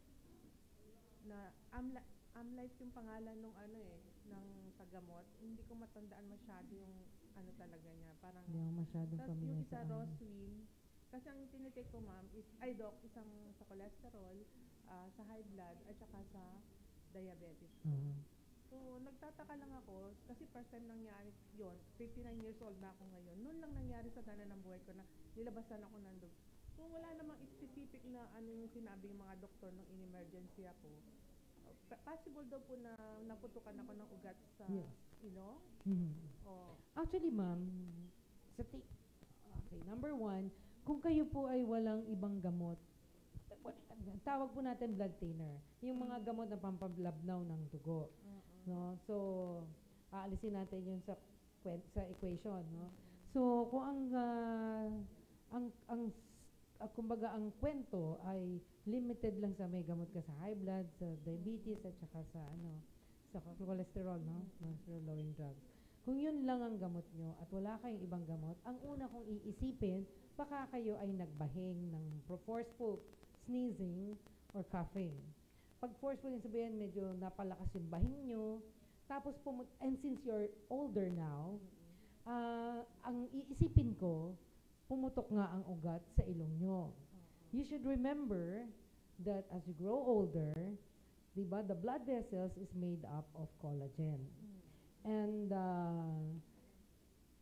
as you grow older, 1.8% of collagen is lost in your body. And that equates to a weaker blood vessel. And so therefore, konting manipulation ng iyong, nangulangot, kunwari lamang, o kunwari nag-sneeze ka, o umubo ka ng medyo forceful, o parang mahigpit na ubo, Nang will, pagkakataon na yun, wala talaga akong nararamdaman. well, that will induce the nose bleeding and parang so if not alam niyo yung stroke. Opo. Di ba may stroke, di ba? Ang tawag natin cardiovascular accident, di ba? Ngayon ang ibig sabihin niyan, sa ugat biglang may pumutok, sa brain biglang may pumutok na ugat. Same. Inyo lang nasa ilong. Sa akin sa ilong. Yes. Pero possible ba yung doc na kung hindi sa ilong, sa brain? Yes. No? Yes. So that probably also could result from o magiging dahil sa biglang pagtaas ng blood pressure. Pwede rin yun. Or tumungo ka, nandun lahat ng dugo. Di ba pagka tumungo ka, Opo. ganun lang din, di ba pagka tumungo ka, lahat tumubo na yung dugo. Di ba ganun? Ganun din pag tinaas mo yung paa mo, lahat ng dugo pababa. Di ba? So pag malwari, hypotension ka, mababa BP mo, taas mo yung paa mo, mas mataas sa puso mo para tumaas blood pressure mo. So in that sense, maaaring nung naliligo ka, di ba sa sabon ka, tumaas ang pressure nag-flow lahat ng dugo mo dun sa sa part ng head mo, or part ng nose mo, and then pumutok siya. Pag angat mo, yun, lumabas na siya. So that could be one possibility. That is one possibility. And again, I would probably attribute it to, kumbaga isisisi ko sa collagen. Remember, yung blood vessels natin, hindi lang yung major blood vessels ang nawawalan ng collagen, pati yung maliliit, which is yan nandyan, yung nasa ugat sa mata. So, pag yan, madali rin pumutok. Actually, ma'am, ako din mabilis. Maya't maya pumuputok yung ugat sa mata ko. Magbahing ako, mangamot lang ako ng konti. Kasi pag nag-aalis ako eyeliner, di ba? Alisin ko yung eyeliner ko. Pag inalis ko yung eyeliner ko, mamaya pumuputok na. Mamaya gulat na lang ako, pumuputok na yung mata ko. Wala akong high blood, ha? Or, kunwari, naligo ako, makeup ako. Pagdating ko sa kotse, mamaneho ko, pag ganun ko, may pumutok na ugat. Sa patamaan ko lang danggi ko lang ng curla siguro or something. And that is because of the loss of collagen of the blood vessel. Wala akong high blood, hindi tumas blood pressure ko. Diba? So, trauma. And a simple trauma, yung madanggi mo lang konti, can induce bleeding. In the same manner sa rin. So, nung nagsabon ka siguro, tapos pag agat mo, biglang bumaba, pumutok na yung ugat kasi nag-ipon. Parang lobo na sumobra yung hangin, tapos pumutok. So, parang stroke yan ng ilong. In a sense, hindi ko sinabi na stroke yun lang, parang stroke ng ilong. Yan. CBA, hemorrhagic, CBA, parang ganon. Hindi business dito nangyari. Yan. Meron po itong client na sa phone. Nais daw po kayong makausap. Meron lang po. Ma'am, magsalita na po kayo. Sige po, salita na kayo. Ayun, Dok po. Since medyo ilang days na rin naman po, or week na po pala akong umiinom, no? So, parang wala pa rin progress po siya eh. Since yesterday po kasi galing po sa doctor ko, so may pinainom lang po sa akin ibang gamot, no? So, gaya po ngayon, nag-start ako ng mens ko nung March 17, pero until today po, meron po akong mens. So, binigyan niya na po ako ng pang-stop ng bleeding. So ngayon po, kaya hindi ako nakasagot, may masakit po kasi sa sa bandang puson ko, and then dito po sa sa medyo ba to Anong relationship sa... Ano po ba yung Sa ano BNB. po ba yung health concern ninyo, ma'am? Meron po kasi akong, may ovarian cyst po kasi ako, kaya po pinag-take ako ng hobby ko niyan. So, in pain po talaga ako. So, I have, severe pain na po sa lower back ko, and then yung dun po sa puwerta ko. Yung para po akong, yung feeling po na lagi akong nagle-labor. So, tiniis ko po yun for how many days. And then, magpa-check up po ako. Binigyan ako ng pain reliever po. Yung may Penamid po. So, pag po may pain ako, umiinom naman po ako niyan. And then, hanggang sa nung isang araw po, nawala na po yun kasi medyo nag-stop po yung bleeding ko. Pero yesterday po kasi, nagpa-second opinion ako. And then, inai po kasi ako eh. So, may bleed na naman po ako ngayon. Okay. Hanggang ngayon po. Okay, Then, ma'am. nag-inom naman po yung doctor. How long po kayo na umiinom na ng VMBD or Placenta Plus? So the exact po, Doc, 12 days. So, meaning wala pang 2 weeks. Oo. Tsaka, ma'am, ano ang complaint niya in relation to the product? Yan ang gusto nating malaman. Opo. Muna. Sige po. After ng pag-inom ninyo ng 12 days, ano na po ang nabago sa nararamdaman ninyo? Since nga po, di ba, wala na rin naman po. Yesterday po, kasi, Doc, wala na naman po ako talagang mens nun eh. Na-aunting lang po ako nun eh. So, yesterday po, without pain reliever, nakapaglakad ako, wala na rin akong back pain, and then sa may gilid. Tapos, na po yung so parang, Doc, bakit ngayon, sumakit yung tiyan ko, kaya hindi po ako yung nakasagot ngayon. So, ngayon po may lang po ako, warm compress ako ng tiyan ko. So, naglilesa na naman po ngayon. So, bali po ang concern Wala ninyo, din, Doc, eh. ma'am, ang concern nyo po is, until now, may dugo pa kayo. Yun Yes po ang gusto nyong iano kay Doc. Oh, may pain. With pain? Or is it severe or light? Tolerable? Severe, nung mga una po, tolerable eh. Pero, pag hindi ko po talaga yun, parang gusto ko magpadala ng hospital. Ayun na po. I think sa severe na po talaga ako eh. So, since ngayon po kasi wala na naman, di ba sabi ko na naman po, yesterday wala na po ako mens. So, nawala na rin po yung pain. But po, nung nag-inai nga po ako, nagkaroon ako ng blood. And then, ngayon po, sumakit yung tiyan ko. Ngayon lang po. As in, di ko po alam kung ano yung pinanggalingan niya. So actually, ma'am, what she's saying, ang sinasabi niya is, nung nag-dear placenta siya, nawala yung pain niya. Kasi, nung nag-dear placenta, binigyan siya ng, nung may pain siya, Meron po, Doc. Nag-pain reliever lang po ako. Hindi po talaga siya natatanggal. So, nagre-rely po ako kay pain reliever po. Hindi ang gawin nyo, ma'am, if you are trusting VMBDR Placenta Plus, stop the pain reliever para malaman ninyo kung ano po ang epekto sa inyo ni VMBDR Placenta Plus. Yes po. Tinry ko po yan. Actually, sabi ko nga po sa inyo, pag tolerable siya, hindi po ako nagpe-pain reliever. Ngayon po, ang ginawa ko po, para nga po malaman ko kung nag-ano nga po yung yung ininom dahil hindi naman po talaga biro yung price niya, no? So, ako na rin po ang nag-observe niyon. Sabi ko, love, itatry ko na hindi muna mag-pain reliever ng round the clock. Which means po kasi, po yung 4 times a day po ang bigay sa akin ng doctor eh. Pero hindi po yan susunod. Kahit nung una pa po yan. Kahit nung unang bigay niya pa po sa akin. So, yun po. Kaya, nasasabi ko po na parang talagang wala pa talagang progress yung yung sa placenta ko Kasi nagre-rely na lang po ako dyan eh. Sa binigay yung gamot sa akin ng asawa ko eh. Kaya po talagang yung ko rin, yung pace ko na gumaling ako sa gamot na yan. Talaga pong ko po talaga yan. Pinupost ko po talaga yan.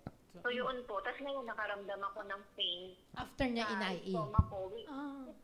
After nyo po ma-IA, saka lang po nag-occur yung pain at saka dugo. Umulit. Hindi po. Yung sa dugo po, kasi nga po na-IE po ako. Kaya nga, Pero, after. opo, Patay. Oh, actually, essentially, sinusupport niya ang BMB, Dear Opo, Placente. tutulong talaga kasi Oo. maganda na doon na ba? Kasi, dati, Patayin, tawagan mo na.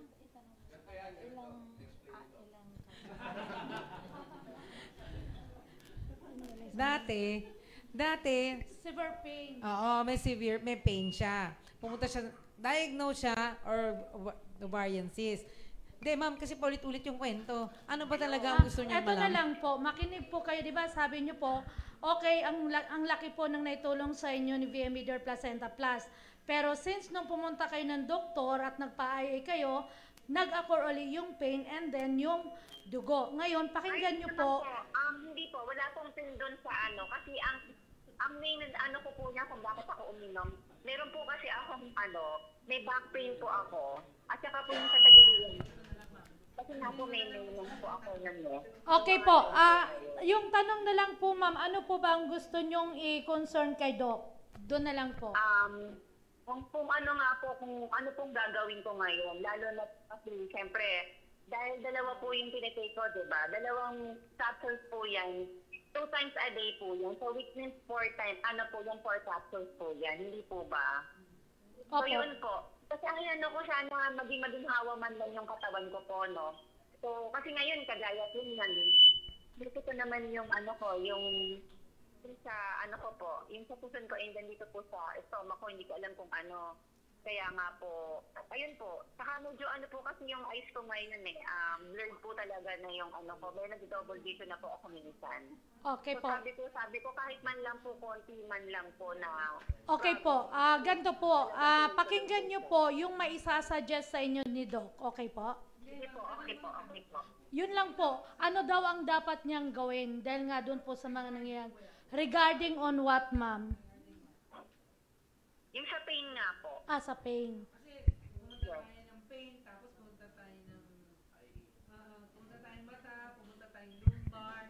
Okay po, ayan.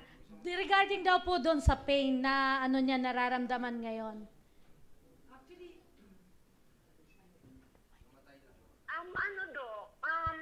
May assurance po ba talaga ako na matutunaw yung yung sa ovarian cyst ko, which is 6.7 and 6.9 dito?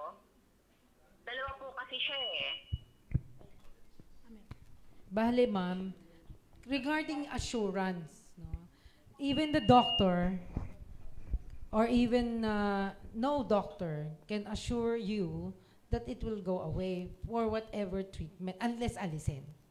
Alam niyo yun? So, walang doktor na magsabi mawawala yan 100% unless aalisin nila. Operahan siya, alisin yung cyst. Diba?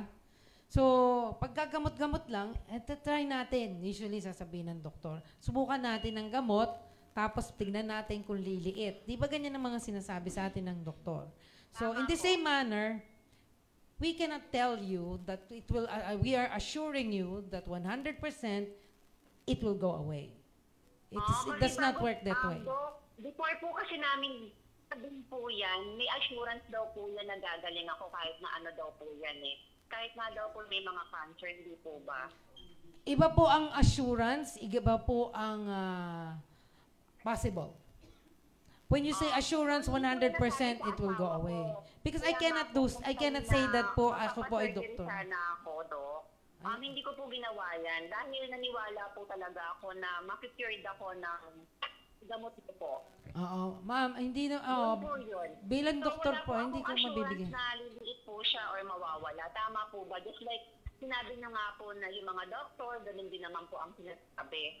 So, ganun din po pala ang itong placenta na to, no? So, wala rin pong assurance to na gagaling talaga ako. Makakatulong po. Makakatulong po. Iba po kasi ang explanation nila sa asawa ko. Gagaling daw po ako, kahit ano pa daw po ito. Actually, so, ma'am. na rin po nang galing po yan, Dok. Okay po, pasalitain po muna natin si Doc. Actually, ma'am, ganito po kasi yan. Base sa experience ng maraming individuals na may cancer, base sa experience nila na uminom ng Dear Placenta, kagaya ng isang may lymphoma, di ba, no, sir? Cervical. May breast cancer, Cervical. may cervical cancer. Yan po lahat ay natulungan ng Dear Placenta. Ang cancer po nila ay nag-disappear o nawala o nag-improve o bumaba ng stage. And so therefore, to answer your question, if we can assure you 100%, we will not assure you 100%. What we can tell you is, kayo ay matutulungan ng produkto ang inyong problema. Bakit ka mo, ma'am? Ganun ang sagot ko. Ganito po yan eh. Gusto ko po yung sagot niyo, Doc. Opo. Kasi honest, ano po sa'yo. Opo, patapusin Gusto ko po muna yung natin narinig ko si sa Doc. inyo. Patapusin po muna natin si Doc. Oo, kasi po, itong Dear Placenta is not something that is prescribed by the doctor. It is not routinely given. Hindi po yan, pumunta ka ng OB. O, kasi OB siya yung problem, no? Pumunta kang OB. Ito po reseta ko, Dear Placenta. Dagdag niyo po ito. Ganyan. Because this is not a product that we study or is part of our the things that we study in our school. It is just that there are scientific basis on the effectivity of the product, not the product itself, but yung laman po ng placenta, which is, it enhances growth factors that enhances immunity, including NK cells. NK cells is the short name for natural killer cells. And natural killer cells are the ones that fight cancer. Tama. So that is a brief explanation, but of course it is more complex than that, no? But that is the reason why we are recommending or we are suggesting the product to those with cancers because it has helped quite a number of users already. Tama. But to tell you 100%, parang ganito yan eh, 100% sa inyo, walang maaaksidente mamaya. Wrong, di ba? Tama. Hindi natin masasabi. Wala na po. So, yun ang ibig kong sabihin. Ang assurance is 100%. But, possibility that it will is also very high. But not 100%. Sana naiintindihan nyo yung ibig kong sabihin. Diba? Yun. It is not because it will not work, but it is because hindi 100% ang pinag-uusapan dito. Ang pinag-uusapan dito, ang possibility na mataas ang posibilidad na makatulong sa'yo. Yun po. Apo. Yung mother po natin is, Ma'am, ilang taon na po? 77 years old po yung mother namin. Meron pong colon cancer. It is on her 6th cycle na po sa chemotherapy. During 5th cycle po, nagpa-CT scan and then nag-metastasize po yung cancer. So, yung bayaw ko po is, ayan, is using placenta na po. User na po siya. Sir, ano pong naging sakit nyo? Nagkatulad po nung kay ma'am, nag-severe nose bleeding ako, then naoperahan ako, then 2 times. And then... Bakit, sir, kayo inopera? Ano daw? Nag-severe nose bleeding po. Ano So, pong dahilan? nag-iri lang po ako eh. Katulad nung sinabi niyo po, siguro manipis na yung mga ano ko, pumutok ng body. Okay. So, ang sabi lang po, anatomy ng body ko. So, ang nangyari po, 9 months na inoperahan ako, nagkaroon din ako ng sakit, mas na pain. So, parang 10 yung pinakamasakit. Nung November, December, naging 6 or 7 ng sakit. So, minsan di ako nakakatulog. So, to make it short, yung VMB na ko sa Facebook. So, marami naman po akong inaral na oral stem cell, maraming company. So, dito ako tinry ko po. So, nung pagpunta ko dito sabi kasi ng doktor sa akin, may tumutubong polyp dito. So, siguro yun yung nagkukos ng pain. So, pagka hindi natanggal, obserbahan, then opera na naman. Ako magpo-opera. Gusto kong alternative. Ang ginawa ko, nung last week ng January, pumunta ako dito. Nag-try ako. 1 day, nagkaroon ako ng discomfort. 3 days, nawala yung pain ko. So hanggang till now, nawala na yung pain ko. And then bumalik ko ng doktor. Actually, paano po ako pa 1 month na. Kahapon, yung gamit ko. So bumalik ko ng doktor nung mga 3 weeks akong gumagamit. Nawala na po yung bukol. Nagpaano po ako endoscopy sa St. Luke's po para mas accurate. So nawala po. Meron po mamaga na lang dito. So meron po akong meron akong cyst dito. Pero hindi naman po life-threatening, sabi ng doktor. So tinanong ko bakit ano pong related yung sakit ko dito baka may related dito. Sabi niya wala, malayo dito. So nalalaman po lang yung kung lumiit na yung cyst ko or by means of CT scan. So hindi pa po ako nagpapa-CT scan Ang good news po, sabi ng doktor sa akin nung last week, Dok, kailan po ako babalik? Sabi ko, every month kasi nagpapa-check up.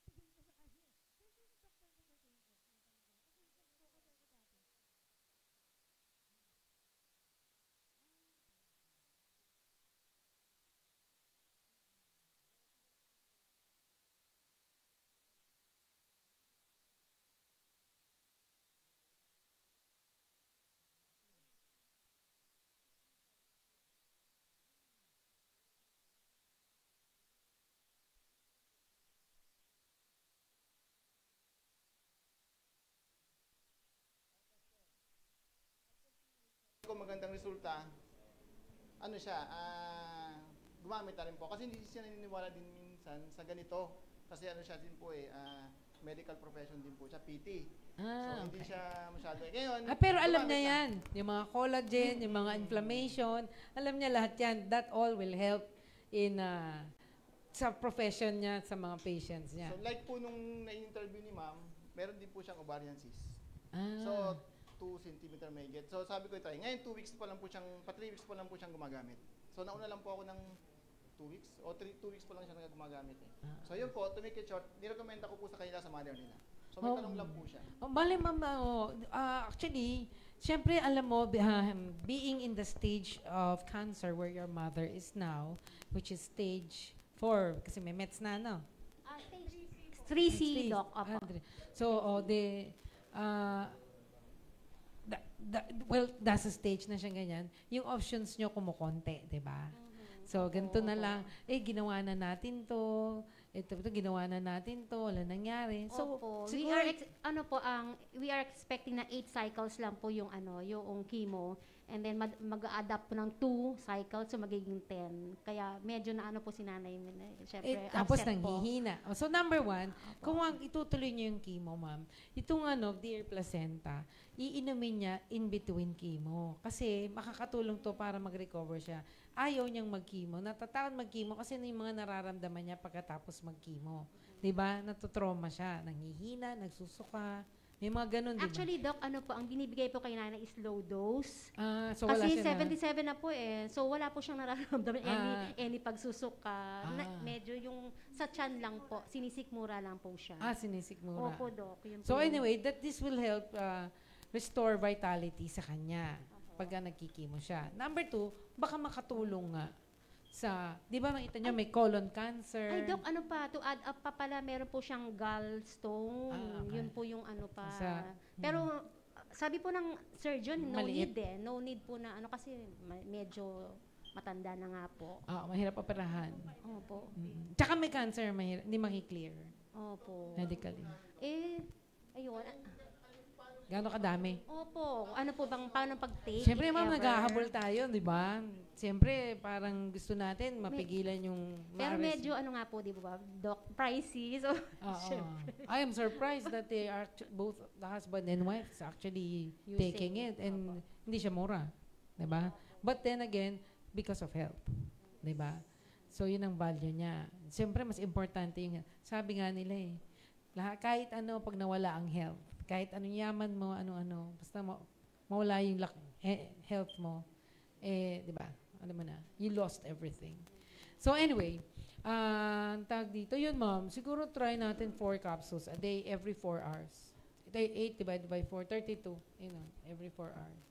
Ay, 24, 24 divided by 4, every 8 hours, sorry. 6, every 6 hours. 6 times 4, 24. Dinidivide ko yung number of 24 hours a day sa 4 tablets a day. Kung parang ipi-space mo ng every 6. Bali, Hindi yung dalawa-dalawa kasi ang laki nun eh. oo po nga. Medyo ano nga po, actually, pinag-take ko kami.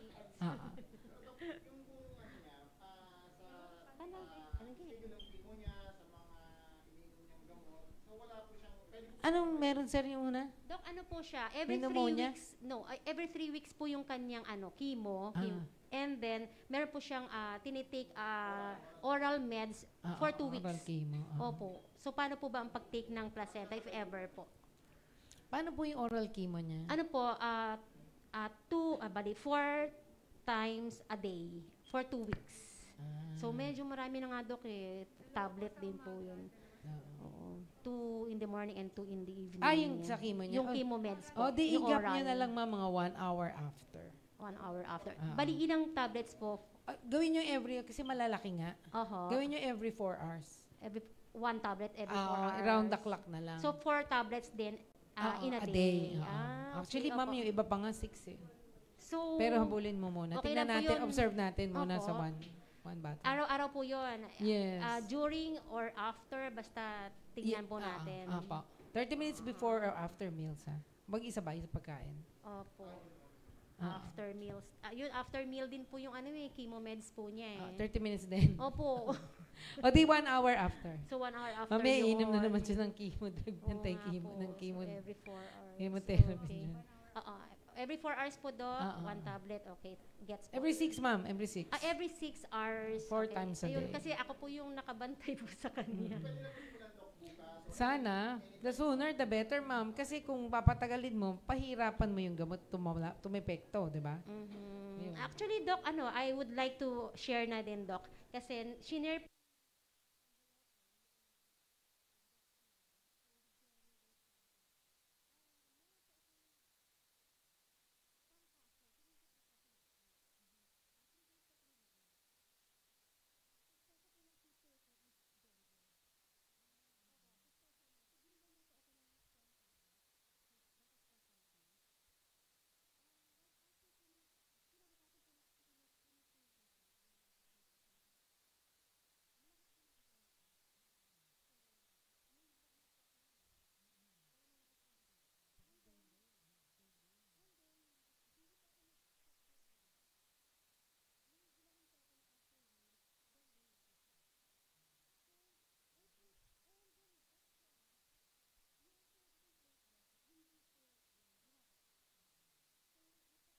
ako. So, maganda po. Normal po yung aking Di ba? Sir, Pero dengue po yun, so, Wala, busy.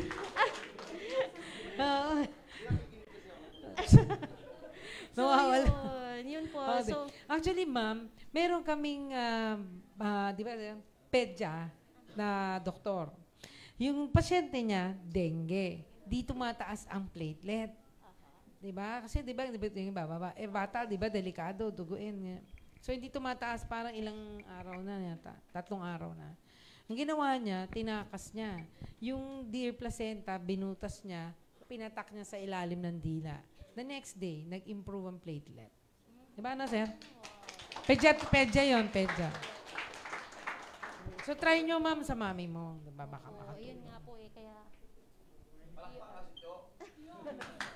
Sana, Doc, makatulong po. Thank you, Doc. Thank you, mama. Thank you so much po. Tsaka good luck sa mami mo. Thank you so much po, Doc. Sir, ayun muna, sir. Ma'am.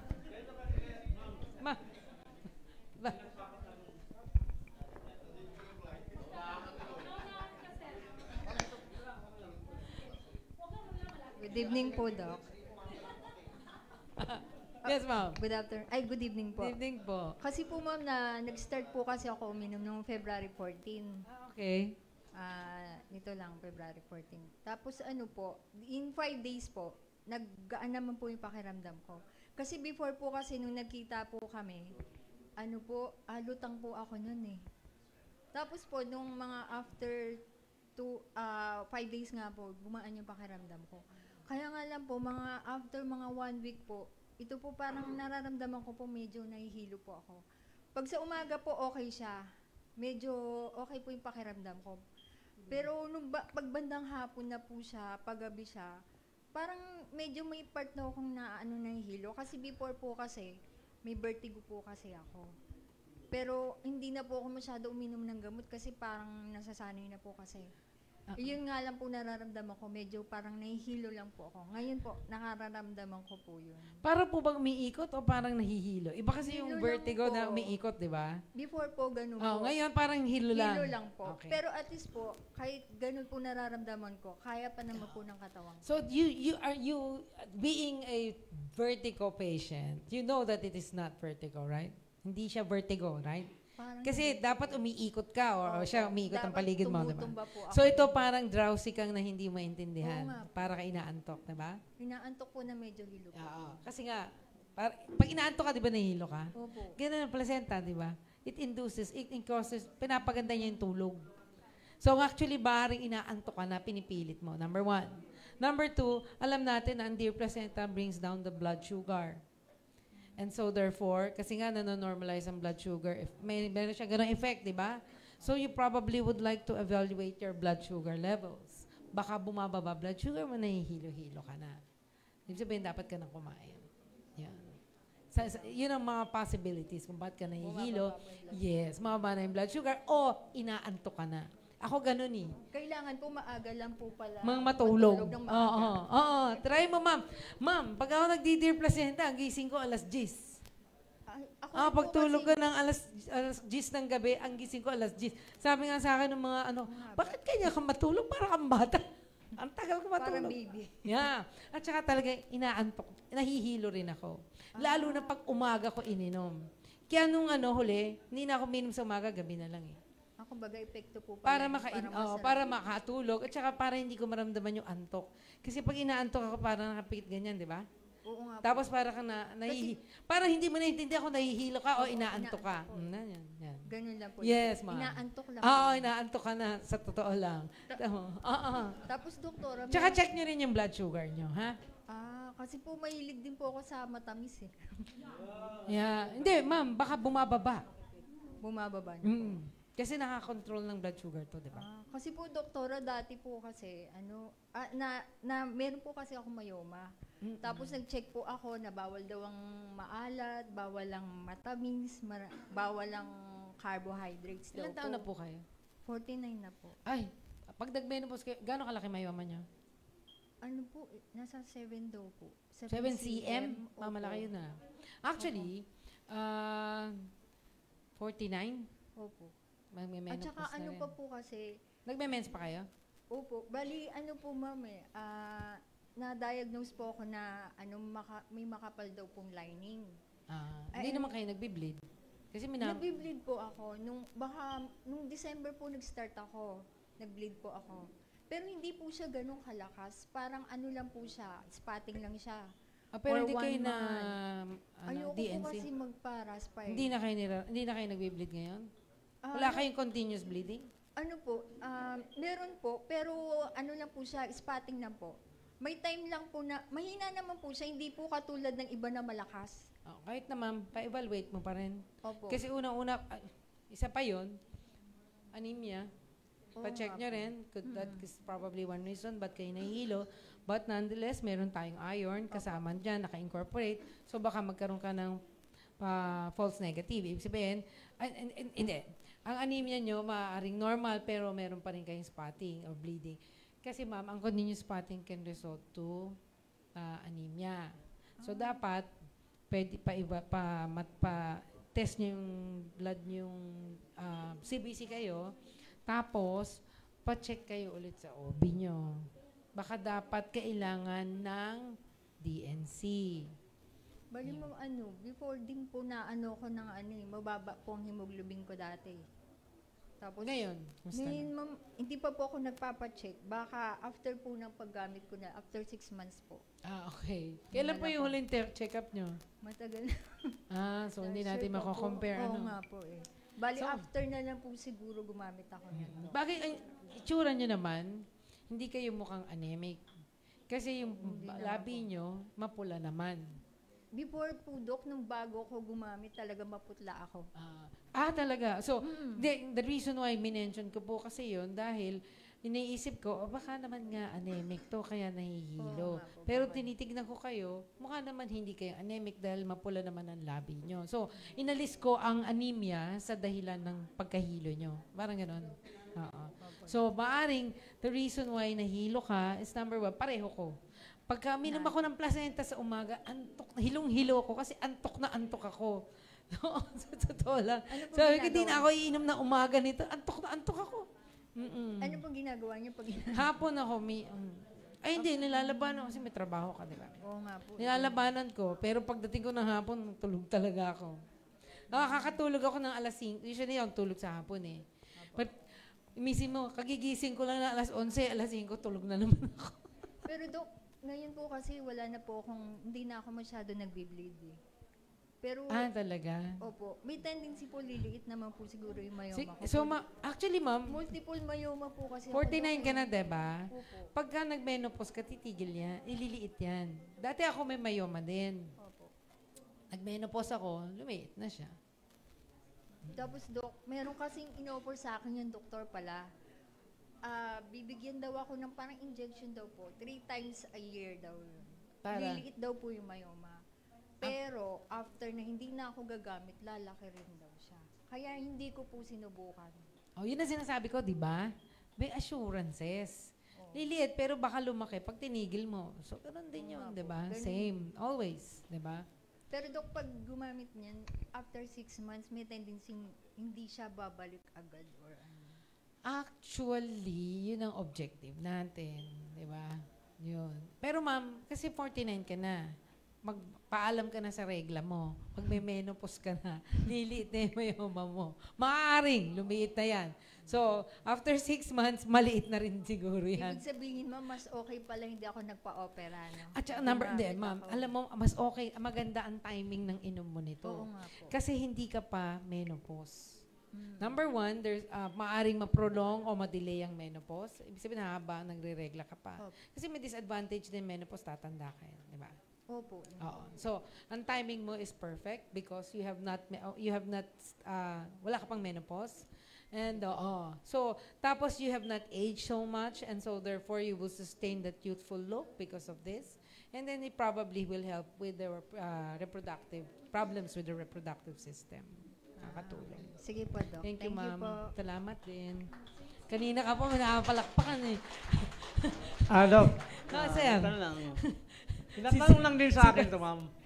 Doc. Ang asawa niya kasi pabalik-balik sa ospital. Pneumonia ang sakit. Okay, sir. So, tinanong niya, ma'am, dahil ang baga daw ng asawa niya, palabo ng palabo daw.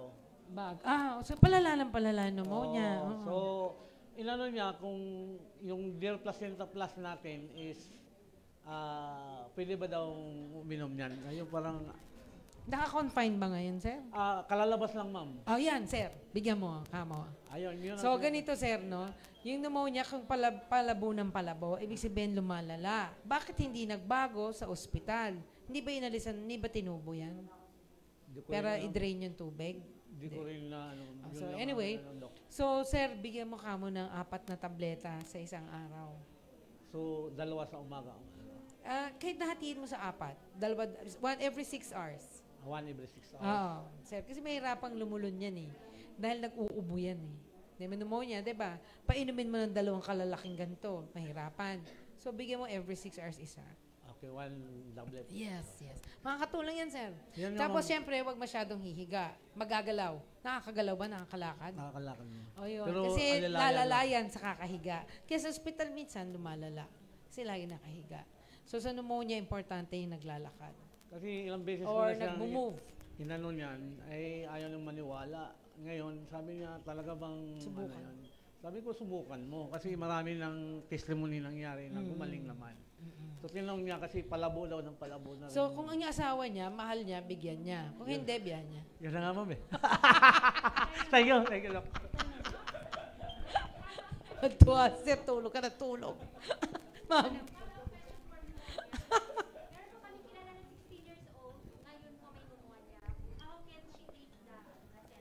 Ma'am, ganun din. 3 to 4 tablets a day. Ma'am, bigyan mo. Makakatulong yan. Oo, ma'am. Kasi may sakit. Hindi naman natin binibigay for rejuvenation or no. But gusto natin i-support ang immune system niya. Yun ang indication natin. Support ang immune system, improve ang inflammation kasi lang, di ba, lang inflammation yan. Yun. Tapos, of course, matuyo yung tubig sa baga. So, ano po yun? 2 tablets din? Kahit na 1-3 times a day. Tulungan mo, makakatulong yan. Promise. Sa pneumonia, madali. Di ba, sir, no? Marami tayong mga, lalo na yung COVID ang cause. Malaki ang naitutulong nito sa pneumonia. Wala na? Bakit? Dok, hindi, patanong lang to, Dok. Ano po, may lumbar yung client. Sabi, nangangati daw yung mister niya. Sabi ko, kamutin. Wait. Joke lang po. Ayan, nangangati daw. Tutuloy pa daw ba yung pag-inom pero wala naman daw rashes. Tuwing iinom siya, sir, nangangati siya?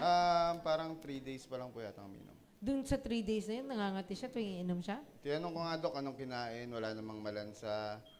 Yung ininom pang nerve, yung pang ugat lang na nagamot na maintenance. Sige, observe na lang, sir. Tuloy lang niya. Tuloy lang po. Okay. Ano kayang nangangati part? Buong katawan, sir? Hindi natin masabi, no? Ito, sabihan niya kama yung mister niya. Doc, bali po kasi, ito po yung result ng, hindi pa po daw kasi nababasa ng doktor. So, tinatanong kung malala na daw po yan at kaya pa ng BMB Placenta Plus. Ganito, ma'am. So, ito, may sakit siya sa puso, di ba, ma'am? Tapos yung cardiomyopathy na yan, di ba? Ibig sabihin niya, yung puso niya may sakit. Yung klaseng sakit na ito, progressive, palala ng palala. Ngayon, ang objective ng ating so, ngayon, ito yung mga regurgitation, mga mitral valve. Bottom line, may talagang sakit siya sa puso. Tapos, itong problema. Hindi problema. Baka makatulong, ma'am. Kasi ang purpose nito, di ba, yung puso niya, parang unti-unting nasisira. Cardiomyopathy, tawag na. Parang ganun, no? Hindi ko kasi ma-explain masyado kung paano. Basta parang unti-unting nasisira o nanghihina ang puso niya. Ang ating produkto po ay regenerative ang objective. Kasi nga, hindi naman po siya ordinaryong supplement na resveratrol lang. Hindi siya lecithin lang. Hindi siya collagen lang. Yung siyam na laman niya, parang bonus. Ang talagang, natin, ang pinaka main ingredient at talagang, active ingredient niya, growth factors. Yung growth factors na yan, nakakatulong para pabalikin ang health ng puso niya. So, ang hope natin is, with Dear Placenta, your patient or your client will feel better. And maalis, hirap huminga yan madaling mapagod. Ilan taon na yan? 57. Oh, imagine, 57. Ano rin po siya, Doc? High blood tsaka diabetic din. Imagine, 57-year-old. Tapos ganyan siya. Madaling mapagod, nanghihina. Tapos parang laging kapos. Baka makatulong. Tignan nyo, ma'am. Sabihan nyo kami after 3 months na gamit. Bali, ilan pong iinumin niya, Doc? Paano yung pag-inom? Suggestion ko, mga 3 to 4 tablets a day muna for the first 2 months. Para mabilis nating ma-achieve yung gusto nating makuha, di ba? Suggestion ko lang yan. Siyempre, depende sa paying capacity ng pasyente. Pero, yon suggestion ko. Tapos, kung hindi kaya, at least 3 times a day. Di ba? At least. And then, tuloy-tuloy. Tapos balitaan nyo kami kung ano nangyari sa kanya. Thank you po, Doc. Doc, si client ko, maliban sa lumbar, meron po siyang fatty liver. Yes. Colitis. May bato sa kidney, kanan. Nire-require daw siya Bato, to. parehong kidney may bato.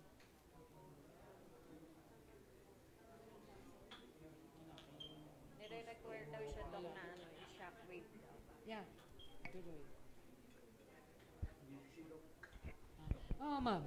Maganda yung shockwave. Kasi, ma'am, ganito yan eh. Pag yung bato sa kanyang kidney, bumara, masisira yung kidney niya. Kung akong tatanungin, pa-shockwave mo, syempre, ang kidney niya mahina, di ba? Doon mo bigay. Kahit twice a day, pwede na yan. Twice a day. Bali, ma'am, ngayon po, kumuha na po siya. Ngayon, ang gusto niya mangyari sana, iinom na muna daw siya. Sabi ko, itanong ko muna kay doktora. Kung ako tatanungin mo, pa-shockwave mo na. Huwag mo patagalin, oo. Okay po. Kasi ma'am, pag lumaki yung bato, wari, nantay natin 6 months, at hindi lumalaki yung bato, di mas mahirap i-shockwave yan eh. Pero kung pa-shockwave mo na yan, syempre, kidney niyan, sirap, weak. Diba? Parang may sakit, mahina. O, yun. Bigyan mo niyan. Para makarecover mabilis from the shockwave therapy. Mga ilang capsule po yun, Dok? After ng shockwave niya? Mga 2-3 times a day. 2 hanggang 3 lang. Okay po. Thank you, Doc. Doc, sir. Yung pong pamangkin ko, interested din po dito. So, nirecommend ako rin po. Psoriasis naman po ang case niya. Ay, maganda yan, sir. So, nag-ano po siya Curalase, gano'n, tapos may pinapahid siya. So, pwede po bang...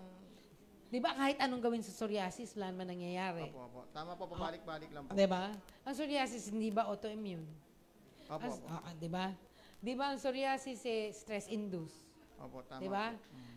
Di ba? Kaya sabi nila, pag may psoriasis, punta kang dagat, mawawala. Actually, yung tubig dagat, sabi nila, gagaling. Actually, hindi naman sa tubig dagat gumagaling eh. Yung change of ambience. Yung calmness na na-achieve niya sa out of town, sa dagat. Kasi pag sa dagat ka, wala ang problema, diba? Parang hindi masyado. Yung nadi-distress ka. So, stress actually ang isa sa psoriasis na dahilan. Gumaganda ang sense of well-being ng pasyente. Nakakatulong siya para mag-subside ang psoriasis. Tapos, hindi lang yun. Di ba may marka yan na itim-itim? Makakatulong. Para mag-improve yung mga pigmentation, dala nung pinagdaanan, yung dating psoriasis, marka, nakakatulong. Ano po siya? Yung marks niya? Kasubside po siya. Oo. Tignan nyo, sir. 3 times a day. 3 times a day po? Oo. Ganda yan sa psoriasis. So, 8 hours po, ano? Tsaka ang psoriasis, inflammatory, di ba? O, di ba? Tutubuan mo siya minsan ng mga pigsa. Oo. Ganun po eh. Huwag natin kakalimutan, ito ay growth factors. So, kung may problema sa mga organs, makakatulong siya. Hindi siya supplement na ordinaryo na resveratrol, lecithin, hindi. You can forget about all the others. Ang growth factors, ang paano mo, concentration mo, maiisip mo na kung bakit siya may silbi o makakatulong eh. Diba? So, try nyo, sir. Sige po. Psoriasis. Last question po. Yung right timing po ng pag-inom, 1 hour before meal o after meal po? Ano po ba? 30 before and after. Ay, okay. Kasi empty stomach. Okay. Thank you po. Wala na. Thank you very much po sa inyong lahat. Thank you.